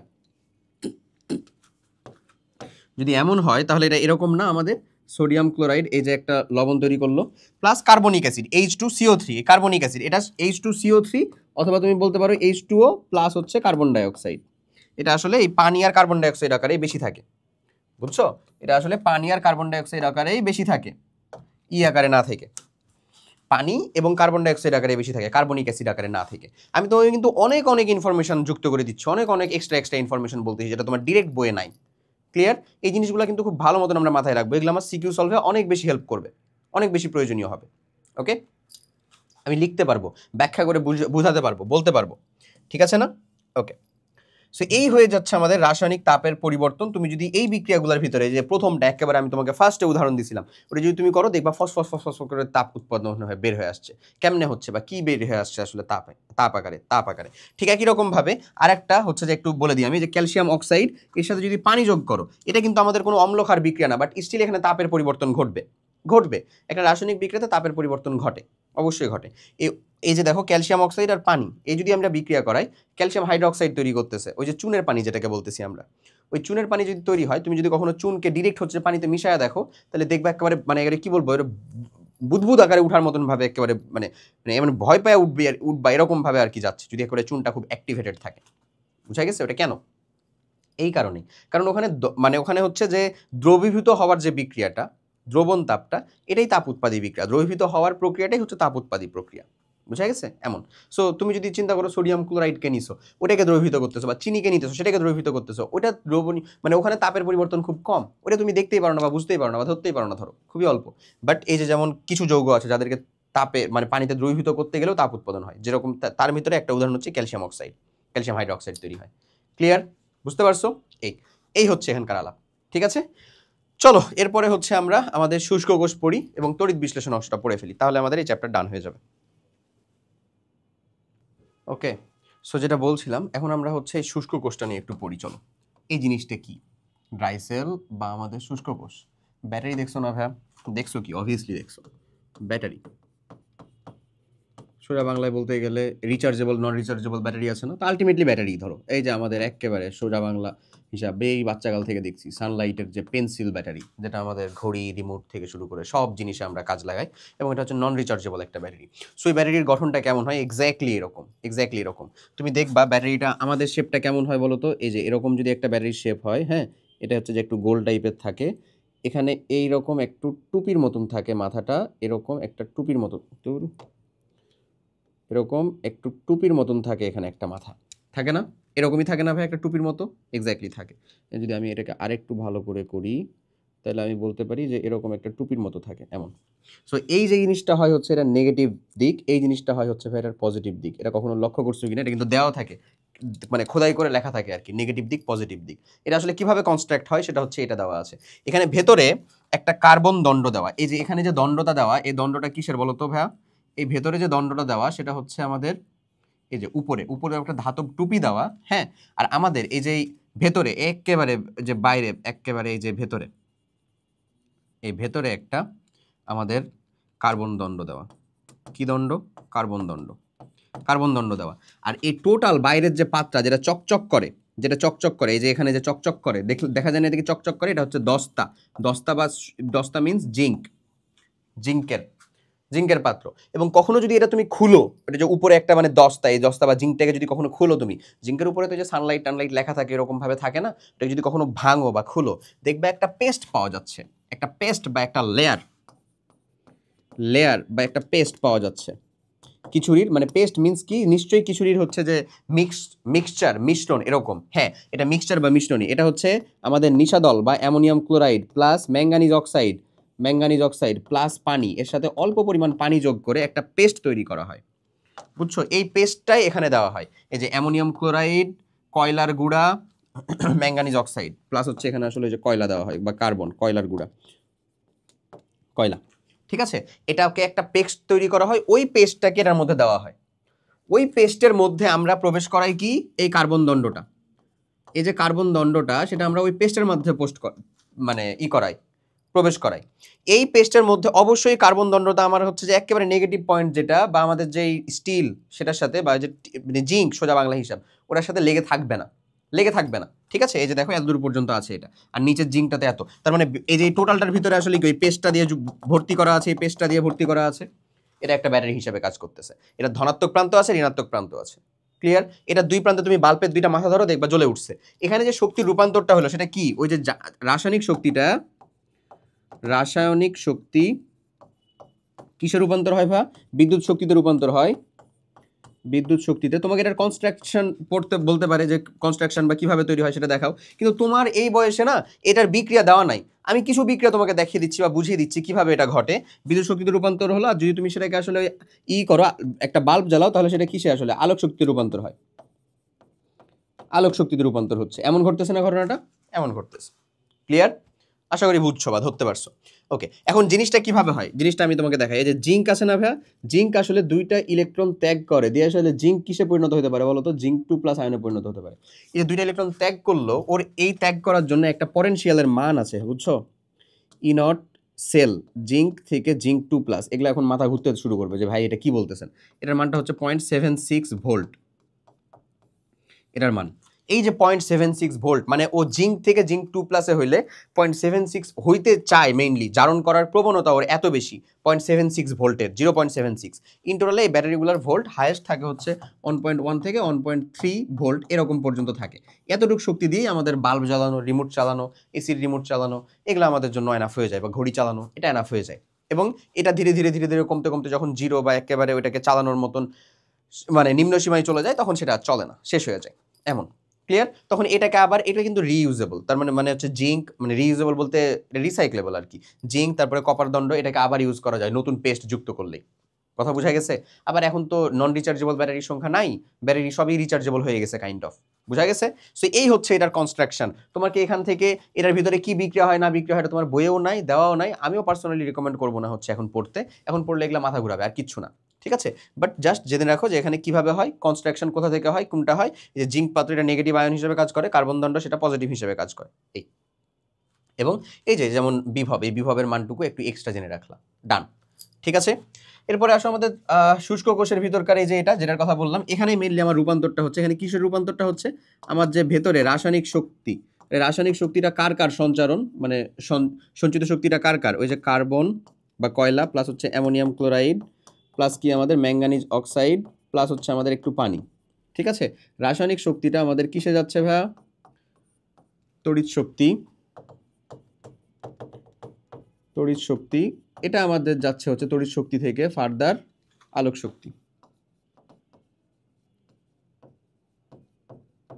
এই যাচ্ছে না, এই ঘটনাই ঘটতেছে, বাল্বটা জ্বলে উঠবে, আলোক শক্তিতে রূপান্তর হচ্ছে।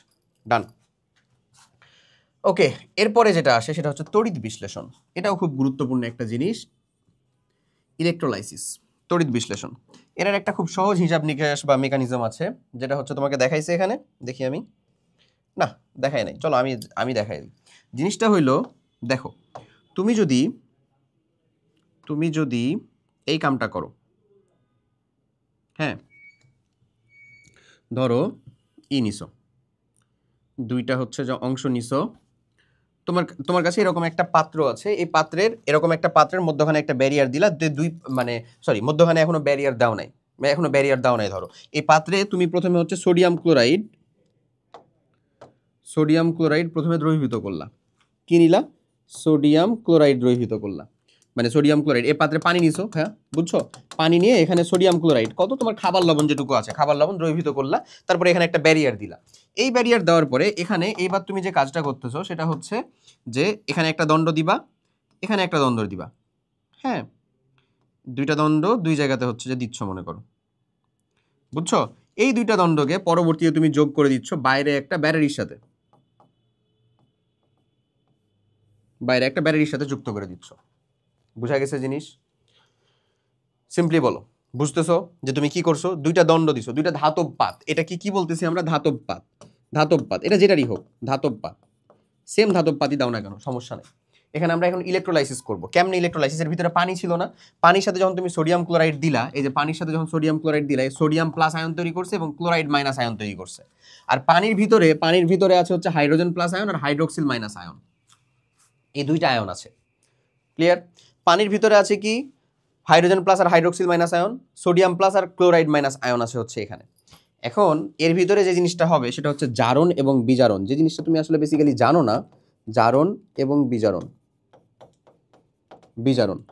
এবং এখানে এই যে দুইটা যে তড়িৎদ্বার, এই তড়িৎদ্বার দুলাকে বলা হয় হচ্ছে ভাই ইলেকট্রোড বা তড়িৎদ্বার। ইলেকট্রোড হয় হচ্ছে ভাই দুইটা, হ্যাঁ ইলেকট্রোড হয় হচ্ছে ভাই একটা হয় তোমার ক্যাথোড, একটা হয় তোমার অ্যানোড। ক্যাথোড আর একটা হয় কি ভাই বলো তো, অ্যানোড। অ্যানোডে সবসময় হবে হচ্ছে ভাই জারণ।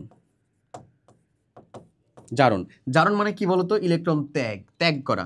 এখন তুমি বলো তো ভাইয়া, এখানে সোডিয়াম প্লাস আর হাইড্রোজেন প্লাস দুইটাই প্লাস, প্লাস মানে সবসময় মাথায় রাখবা যে ওই ইলেকট্রন ত্যাগ করেই আছে, তাহলে ওরা কি আর ইলেকট্রন ত্যাগ করবে? উত্তরটা হচ্ছে না, উত্তরটা হইল না, ওরা ইলেকট্রন ত্যাগ করবে না। ওরা কি করবে? গ্রহণ করবে। ত্যাগ করবে কারা? যাদের কাছে অলরেডি ইলেকট্রন আছে, যেমন ক্লোরাইড, যেমন হাইড্রোক্সিল, এদের কাছে ইলেকট্রন আছে, ওরা মাইনাস চার্জে না, ওদের কাছে ইলেকট্রন আছে, ওরা ইলেকট্রনটাকে কি করবে? ত্যাগ করবে। বুঝাচ্ছি, আস্তে আস্তে বুঝাচ্ছি। এটাকে দেখো, এটা কি হবে? বিজারণ। বিজারণ, ওকে। এখন কিছুক্ষণ পরে তুমি যখন হচ্ছে যে ব্যাটারিটা এখানে যুক্ত করছো, ব্যাটারি যুক্ত করার পরে কিছুক্ষণ পরে দেখতে পাবা, ব্যাটারি যুক্ত করার কিছুক্ষণ পরে দেখতে পাবা যে এই যে যেখানে হচ্ছে যে যেটা আমাদের হচ্ছে আসলে অ্যানোড তড়িৎদ্বার, এই অ্যানোড তড়িৎদ্বারে বুদবুদ জমা হচ্ছে। আমি ধরে নিলাম যে এটাই আমাদের অ্যানোড। অ্যানোড তড়িৎদ্বারের আশেপাশে বুদবুদ জমা হচ্ছে, বুদবুদ বের হয়ে যাচ্ছে, বুদবুদ বের হয়ে যাচ্ছে অ্যানোড তড়িৎদ্বারের আশেপাশে।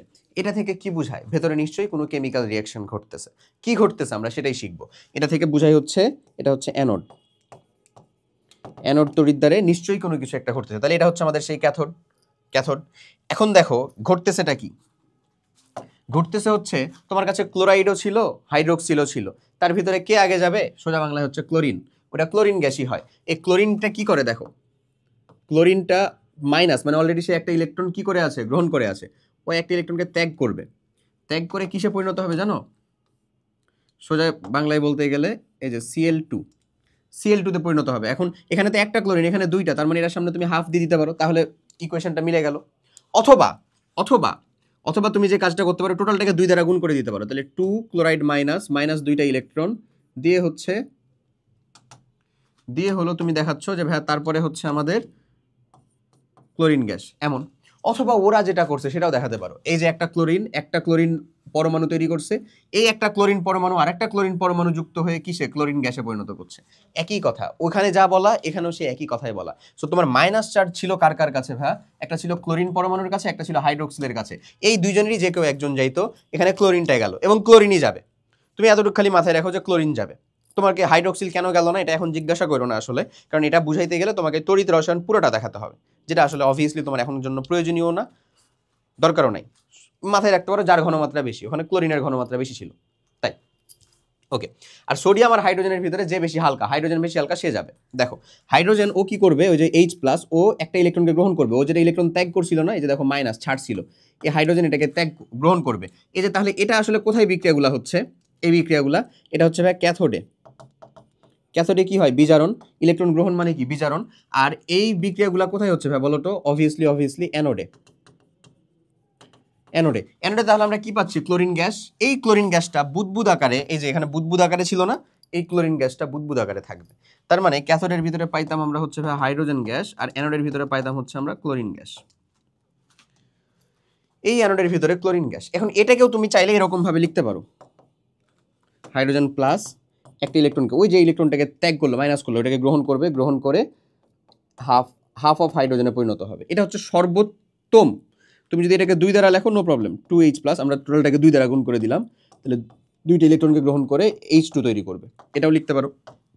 আর যদি চিন্তা করো না ভাই আমি এরকম লিখবো না, আমি হচ্ছে এরকম করে লিখবো, হাইড্রোজেন আর হাইড্রোজেন পরমাণু যুক্ত হাইড্রোজেন অণু বা হাইড্রোজেন গ্যাস তৈরি করতেছে, এমনি লিখবো, তাও লিখতে পারো। তোমাকে তো আমি আগেই শিখাইছি হাইড্রোজেন ক্লোরিন এগুলো কি দ্বিপারমাণবিক গ্যাস না, দ্বিআণবিক গ্যাস, তো দ্বিআণবিক গ্যাসটা এরকম ভাবে যুক্ত হয়েছে। ডান। এই টোটাল ঘটনাটাকে বলা হয় হচ্ছে তড়িৎ বিশ্লেষণ। ঠিক আছে, যেখানে বাহ্যিক একটা মানে তড়িৎ শক্তির উপস্থিতিতে আমরা মেইনলি আমাদের কোনো একটা তড়িৎ বিশ্লেষ্য পদার্থের মধ্যে তাদেরকে সেপারেট করলাম, ক্যাটায়ন এবং অ্যানায়ন। অ্যানোডে একদিকে গেল একদিক, মানে আবার মানে কি বলে, অ্যানোডে গেল একদিক, আবার যদি আমি বলি ক্যাথোড, ক্যাথোডে গেল আর একদিক। এই টোটাল ঘটনাটাই হচ্ছে আমাদের ইলেকট্রোলাইসিস বা তড়িৎ বিশ্লেষণ। বুঝা গেছে? ডান। ওকে, বাদ বাকি যে কাজটা করতে হবে, জাস্ট একটা রিডিং দিবা তড়িৎ বিশ্লেষণের অংশটুকু, ইনশাল্লাহ হচ্ছে এটার যাবতীয় জিনিসপাতি বুঝতে পারবা। ওকে, ঠিক আছে, চলো এবার হচ্ছে যে আমরা অনুশীলনী করা শুরু করি। অনুশীলনীগুলা খুব সহজ আশা করি, এখানে আমাদের খুব বেশি টাইম লাগবে না। দেখো, রাসায়নিক বিক্রিয়ায় কি সৃষ্টি হয়? রাসায়নিক বিক্রিয়ায় নতুন অণু সৃষ্টি হয়, তাই না? কি সৃষ্টি হয়? অণু সৃষ্টি হয়। ক্যালসিয়াম অক্সাইড ও কার্বন ডাইঅক্সাইডের বিক্রিয়ায় ক্যালসিয়াম কার্বনেট তৈরির, ক্যালসিয়াম অক্সাইড এবং কার্বন ডাইঅক্সাইডের বিক্রিয়ায় ক্যালসিয়াম কার্বনেট কি তৈরির বিক্রিয়া, একটা কি সংযোজন বিক্রিয়া না? যা কিছু ছিল তা যুক্ত হয়ে যাচ্ছে। কেমন বিক্রিয়াটা? এই যে এটা ক্যালসিয়াম অক্সাইড প্লাস হচ্ছে কার্বন ডাইঅক্সাইড বিক্রিয়ায় ক্যালসিয়াম কার্বনেট তৈরি, দিয়ে ক্যালসিয়াম কার্বনেট তৈরি হচ্ছে। এটা যদি বিপরীতভাবে ঘটতো তাহলে সেটাকে আমরা কি বলতাম? বিয়োজন। দহন বিক্রিয়ায় তাপ শক্তি উৎপন্ন হয়। কোন শক্তি উৎপন্ন হয়? তাপ শক্তি। শুষ্ক কোষে দস্তার চোঙ কি হিসাবে কাজ করে? পজিটিভ আয়ন নাকি নেগেটিভ আয়ন? নেগেটিভ, তার মানে অ্যানোড হিসেবে কাজ করে, অ্যানোড হিসেবে কাজ করে। হাইড্রোক্লোরিক অ্যাসিড তড়িৎ বিশ্লেষ্য পদার্থ। এখানে যেমন আমরা সোডিয়াম ক্লোরাইড দিছি না, এই যে দেখো তো, এখানে যেমন আমরা সোডিয়াম ক্লোরাইড দিয়েছিলাম, ওখানে যদি আমরা HCl দেই তাও কিন্তু একটা তড়িৎ বিশ্লেষ্য পদার্থ, ওটার কথাই বলতেছে। ওকে, নিচের কোনটি স্ল্যাক লাইম বা স্ল্যাকেড লাইম? কি বলছিলাম? ক্যালসিয়াম হাইড্রোক্সাইড, এটা হচ্ছে আমাদের মিল্ক অফ লাইম বা স্ল্যাকেড লাইম, লাইম ওয়াটার। একজন ডুবুরি নিচের কোন যৌগটির বিয়োজন বিক্রিয়ার মাধ্যমে অক্সিজেন পায়? এটাও বললাম আমরা, কি? KClO3, potassium chlorate. কোথায় আছে এটা? গতে। ভেঙে যে অক্সিজেন আসতেছিল এমন। সাহানা ল্যাবরেটরিতে একটা বিকারে কিছু চুন নিল, অতঃপর এর মধ্যে ড্রপার দিয়ে ভিনেগার যোগ করলো। ভিনেগারটা কি ভাবা জানো? 6 থেকে 10% অ্যাসিটিক অ্যাসিড, CH3CH। তাহলে চুন হচ্ছে একটা ক্ষার, যোগ করলা হচ্ছে তুমি অ্যাসিড। কি বিক্রিয়া হবে?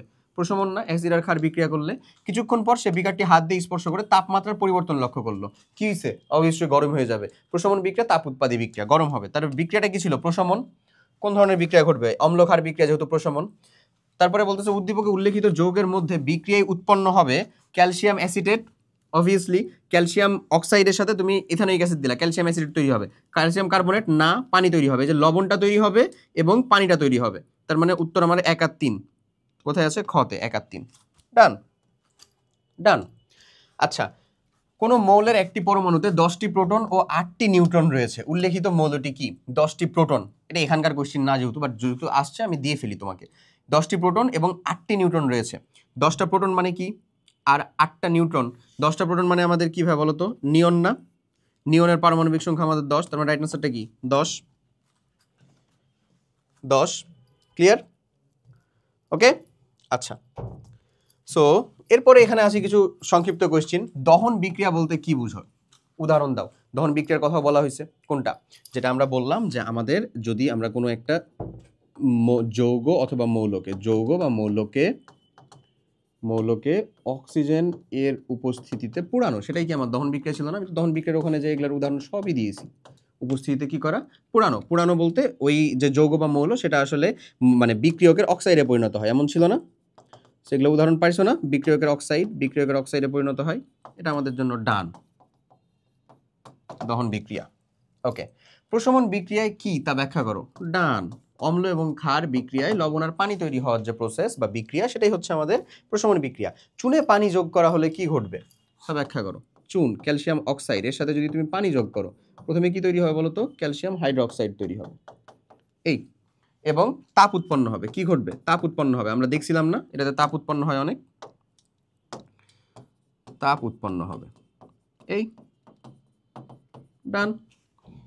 ওকে, শুষ্ক কোষের গঠন সংক্ষিপ্ত আকারে বর্ণনা করো। লাস্টে যেটা করলাম এটাই না ভাই? শুষ্ক কোষের ভিতরে কি? এই যে এখানে একটা ধাতব টুপি থাকে, এই ধাতব টুপিটা আসলে কিসের? কার্বন দণ্ড, ঠিক আছে? তারপরে এটা হচ্ছে যে পুরো দস্তার পাত, জিঙ্ক বা দস্তার পাত। আর মধ্যখানে যে সলিউশনটা থাকে, সলিউশনটা কিসের? কয়লা প্লাস অ্যামোনিয়াম ক্লোরাইড প্লাস কি? কয়লা প্লাস অ্যামোনিয়াম ক্লোরাইড প্লাস হচ্ছে আমাদের ম্যাঙ্গানিজ অক্সাইড আর পানি, এর একটা মিশ্রণ। ডান। চিত্রটা দিবা, সুন্দর মতন লেখাটা বুঝাবা, তাইলে হয়েছে। তড়িৎ বিশ্লেষ্য তড়িৎ অবিশ্লেষ্য পদার্থের মূল পার্থক্য উদাহরণ সহ ব্যাখ্যা করো। তড়িৎ বিশ্লেষ্য মানে যেটা আমার পানিতে আয়নিত হবে, তড়িৎ অবিশ্লেষ্য মানে যেটা হবে না। যেমন ধরো সোডিয়াম ক্লোরাইড পানির সাথে যদি বিক্রিয়া করে, হ্যাঁ, তাহলে কিসে পরিণত হবে বলো তো? এই যে সোডিয়াম প্লাস আর ধরে নেওয়া হচ্ছে যে আমাদের ক্লোরাইড মাইনাস, এরকম একটা আয়নে পরিণত হবে, আয়নিক যৌগ। বাট যদি ধরে নাও এটা আমার চিনি হলো C6H12O6, এটা যদি আমার পানির সাথে বিক্রিয়া করে তাহলে জাস্ট হচ্ছে C6H12O6 এর অ্যাকোয়াস সলিউশন হয়ে যাবে, আর কিছু না, মানে জলীয় দ্রবণ হয়ে যাবে, কোনো আয়নের সৃষ্টি হচ্ছে না। তার মানে এটা কি তড়িৎ অবিশ্লেষ্য পদার্থ, এটা কি তড়িৎ বিশ্লেষ্য পদার্থ। ডান, যেটা আয়নে পরিণত হবে আর যেটা আয়নে পরিণত হবে না। ওকে, নেক্সটে আসে, চলো আমরা কোশ্চেনটা বুঝি। ফাহাদ ও ফারহান কিছু রাসায়নিক বিক্রিয়া ঘটালো, বিক্রিয়াগুলো নিম্নরূপ: কার্বন অক্সিজেন তাপ, কার্বন প্লাস অক্সিজেন দিয়ে তাপ, চুনাপাথর তাপ, হাইড্রোজেন অক্সিজেন, তারপরে এই বিক্রিয়া, জিঙ্ক সালফিউরিক অ্যাসিড এই বিক্রিয়া। খাবার সোডার সংকেত কি? সোডিয়াম কার্বনেট, এটা তুমি লিখলা। ওকে, ডান। 2 নং বিক্রিয়ায় কি ধরনের বিক্রিয়া তা ব্যাখ্যা করো। এই যে 2 নং যে বিক্রিয়াটা চুনাপাথর, এটা কি আমার বিয়োজন বিক্রিয়া না? ক্যালসিয়াম কার্বনেট, এটাকে তুমি তাপ দিলা, তাহলে কি তৈরি হবে বলো তো? Calcium oxide plus carbon dioxide. এটা কি ধরনের বিক্রিয়া? বিয়োজন বিক্রিয়া না? পড়লাম না বিয়োজন বিক্রিয়া? ডান, বিয়োজন বিক্রিয়া তো বুঝছো কি না? ওখানে তো আমরা টাইমলি পড়ছিলাম, তাহলে এখানে তো আমার এত বেশি টাইম দেওয়ার বোধহয় প্রয়োজন নাই। এরপরে বলতেছে গতে এখানে যে উদ্দীপকের যে বিক্রিয়ায় মৌলিক গ্যাস উৎপন্ন হয় সেটি ব্যাখ্যা করো। মৌলিক গ্যাস কোথায় উৎপন্ন হবে? ধরো এখানে তৈরি হচ্ছে calcium oxide plus carbon dioxide gas, এটা কি মৌলিক গ্যাস? উত্তরটা হচ্ছে না। আচ্ছা, কার্বন অক্সিজেন বিক্রিয়া করতেছে, কার্বন অক্সিজেন বিক্রিয়া করে কার্বন ডাইঅক্সাইড তৈরি করছে, ওটাও তো মৌলিক গ্যাস না। এই যে এইখানে মৌলিক গ্যাস একটা পাবো না এইখানে, কিভাবে? এই যে zinc sulphate plus hydrogen gas. মৌলিক গ্যাস মানে কি বুঝাচ্ছে? বুঝাচ্ছে ওই গ্যাসটাতে ওই মৌল ছাড়া অন্য কেউ নাই, সেটাই তো মৌলিক গ্যাস। এই গ্যাসটাতে এই যে হাইড্রোজেন গ্যাস, এখানে তো হাইড্রোজেনই আছে, আর অন্য কেউ আছে? নাই। কার্বন ডাইঅক্সাইড গ্যাসে কার্বনের সাথে অক্সিজেন আছে না, তার মানে সেটা যৌগিক গ্যাস। বুঝছো? তাহলে মৌলিক গ্যাস যেটা উৎপন্ন হচ্ছে সেটা কত নাম্বার বিক্রিয়াতে? আমার 4 নাম্বার বিক্রিয়াতে। এবং এই বিক্রিয়াটা কেমন? প্রতিস্থাপন বিক্রিয়া। ডান, প্রতিস্থাপন বিক্রিয়ার বৈশিষ্ট্য বলে বিক্রিয়াটা দেখাই দিলাম, তাইলে হয়ে গেল। ক্লিয়ার? ওকে, এরপরে বলে কি 1 ও 3 নং বিক্রিয়া দুটি সংযোজন হলেও এদের মধ্যে ভিন্নতা আছে। অবভিয়াসলি কার্বন আর অক্সিজেন, কার্বন প্লাস অক্সিজেন তাপ উৎপন্ন হচ্ছে বলছে না, তার মানে এটা কি আসলে? কার্বন ডাইঅক্সাইড তৈরি হচ্ছে। এটা কি আসলে? সংযোজন বাট দহন বিক্রিয়া। বাট যেটা আমাদের হচ্ছে হাইড্রোজেন প্লাস অক্সিজেন, এখানে হাইড্রোজেন পুরানো বলে কিচ্ছু হয় না, এটা হচ্ছে পানি তৈরি করতেছে ভাইয়া। এটা হচ্ছে 2 দাও, এটা হচ্ছে 2 দাও। এটা হাইড্রোজেনের দহন তুমি বলতে পারো, বাট এটা আসলে দহন তৈরি করে না, এটা কি তৈরি করে? পানি তৈরি করে। এটা তো তাহলে দহন না, এখানে তাপ উৎপন্ন হয় না, এটা জাস্ট হচ্ছে কি সংযোজন বিক্রিয়া। এটা সংযোজন, বাট এটা সংযোজনের সাথে সাথে দহনও। এখানে কি উৎপন্ন হয়? তাপ উৎপন্ন হয়, বলেই দেওয়া আছে। এটা হচ্ছে তার মেজর পার্থক্য। ডান। নেক্সট কি বলে? তামান্না তার পুতুলে ব্যাটারি সংযোগ দিয়ে পুতুলের নাচ দেখছিল, এমন সময় বিদ্যুৎ চলে যাওয়ায় ওর ছোট বোন তাহসিনা একটা মোম জ্বালিয়ে নিয়ে আসলো। প্রশমন বিক্রিয়া কি? লবণ ও পানি উৎপন্ন করার বিক্রিয়া। কাদের সাথে বিক্রিয়ায়? অম্ল আর ক্ষার, অম্ল এবং ক্ষারের সাথে বিক্রিয়ায় লবণ আর পানি উৎপন্ন করার যে বিক্রিয়া, সেটাই হচ্ছে আমাদের প্রশমন বিক্রিয়া। ওকে, লাইম ওয়াটার বলতে কি বুঝো? লাইম ওয়াটার, এই যে ক্যালসিয়াম হাইড্রোক্সাইড, এটাই কি আমাদের লাইম ওয়াটার না? আর এটাকে স্ল্যাকেড লাইম আমরা কখন বলবো? এটাকেই স্ল্যাকেড লাইম বলি যখন এটার ঘন দ্রবণ তৈরি হয়ে যায়, তখন সেটাকে স্ল্যাকেড লাইম বলি। লাইম ওয়াটার মানে হচ্ছে চুনের সাথে পানি, ক্যালসিয়াম অক্সাইডের সাথে যখন আমরা পানি যোগ করব তখনই আমাদের লাইম ওয়াটারটা তৈরি হয়, এগুলো আমরা বলছি। ওকে, পরে কি বলে? তামান্না তার পুতুলে ব্যাটারি সংযোগ দিল, তামান্নার পুতুলে ব্যবহৃত ব্যাটারির গঠন ব্যাখ্যা করো। একেবারে ওই যে ড্রাই সেলের যে ব্যাখ্যা, একেবারে 2 বার করে করলাম। আবার এই বাবা কই যাস, আবার করে দিচ্ছি, দেখো ড্রাই সেলের যে ব্যাখ্যা। সো এখানে একটা লম্বা আমরা কি দেই? তড়িৎদ্বার দেই। এখানে হচ্ছে যে এটা পুরোটাই হচ্ছে জিঙ্কের পাত্র, আর এটা হচ্ছে কি কার্বন দণ্ড বা গ্রাফাইট দণ্ড, যাই বলো না কেন।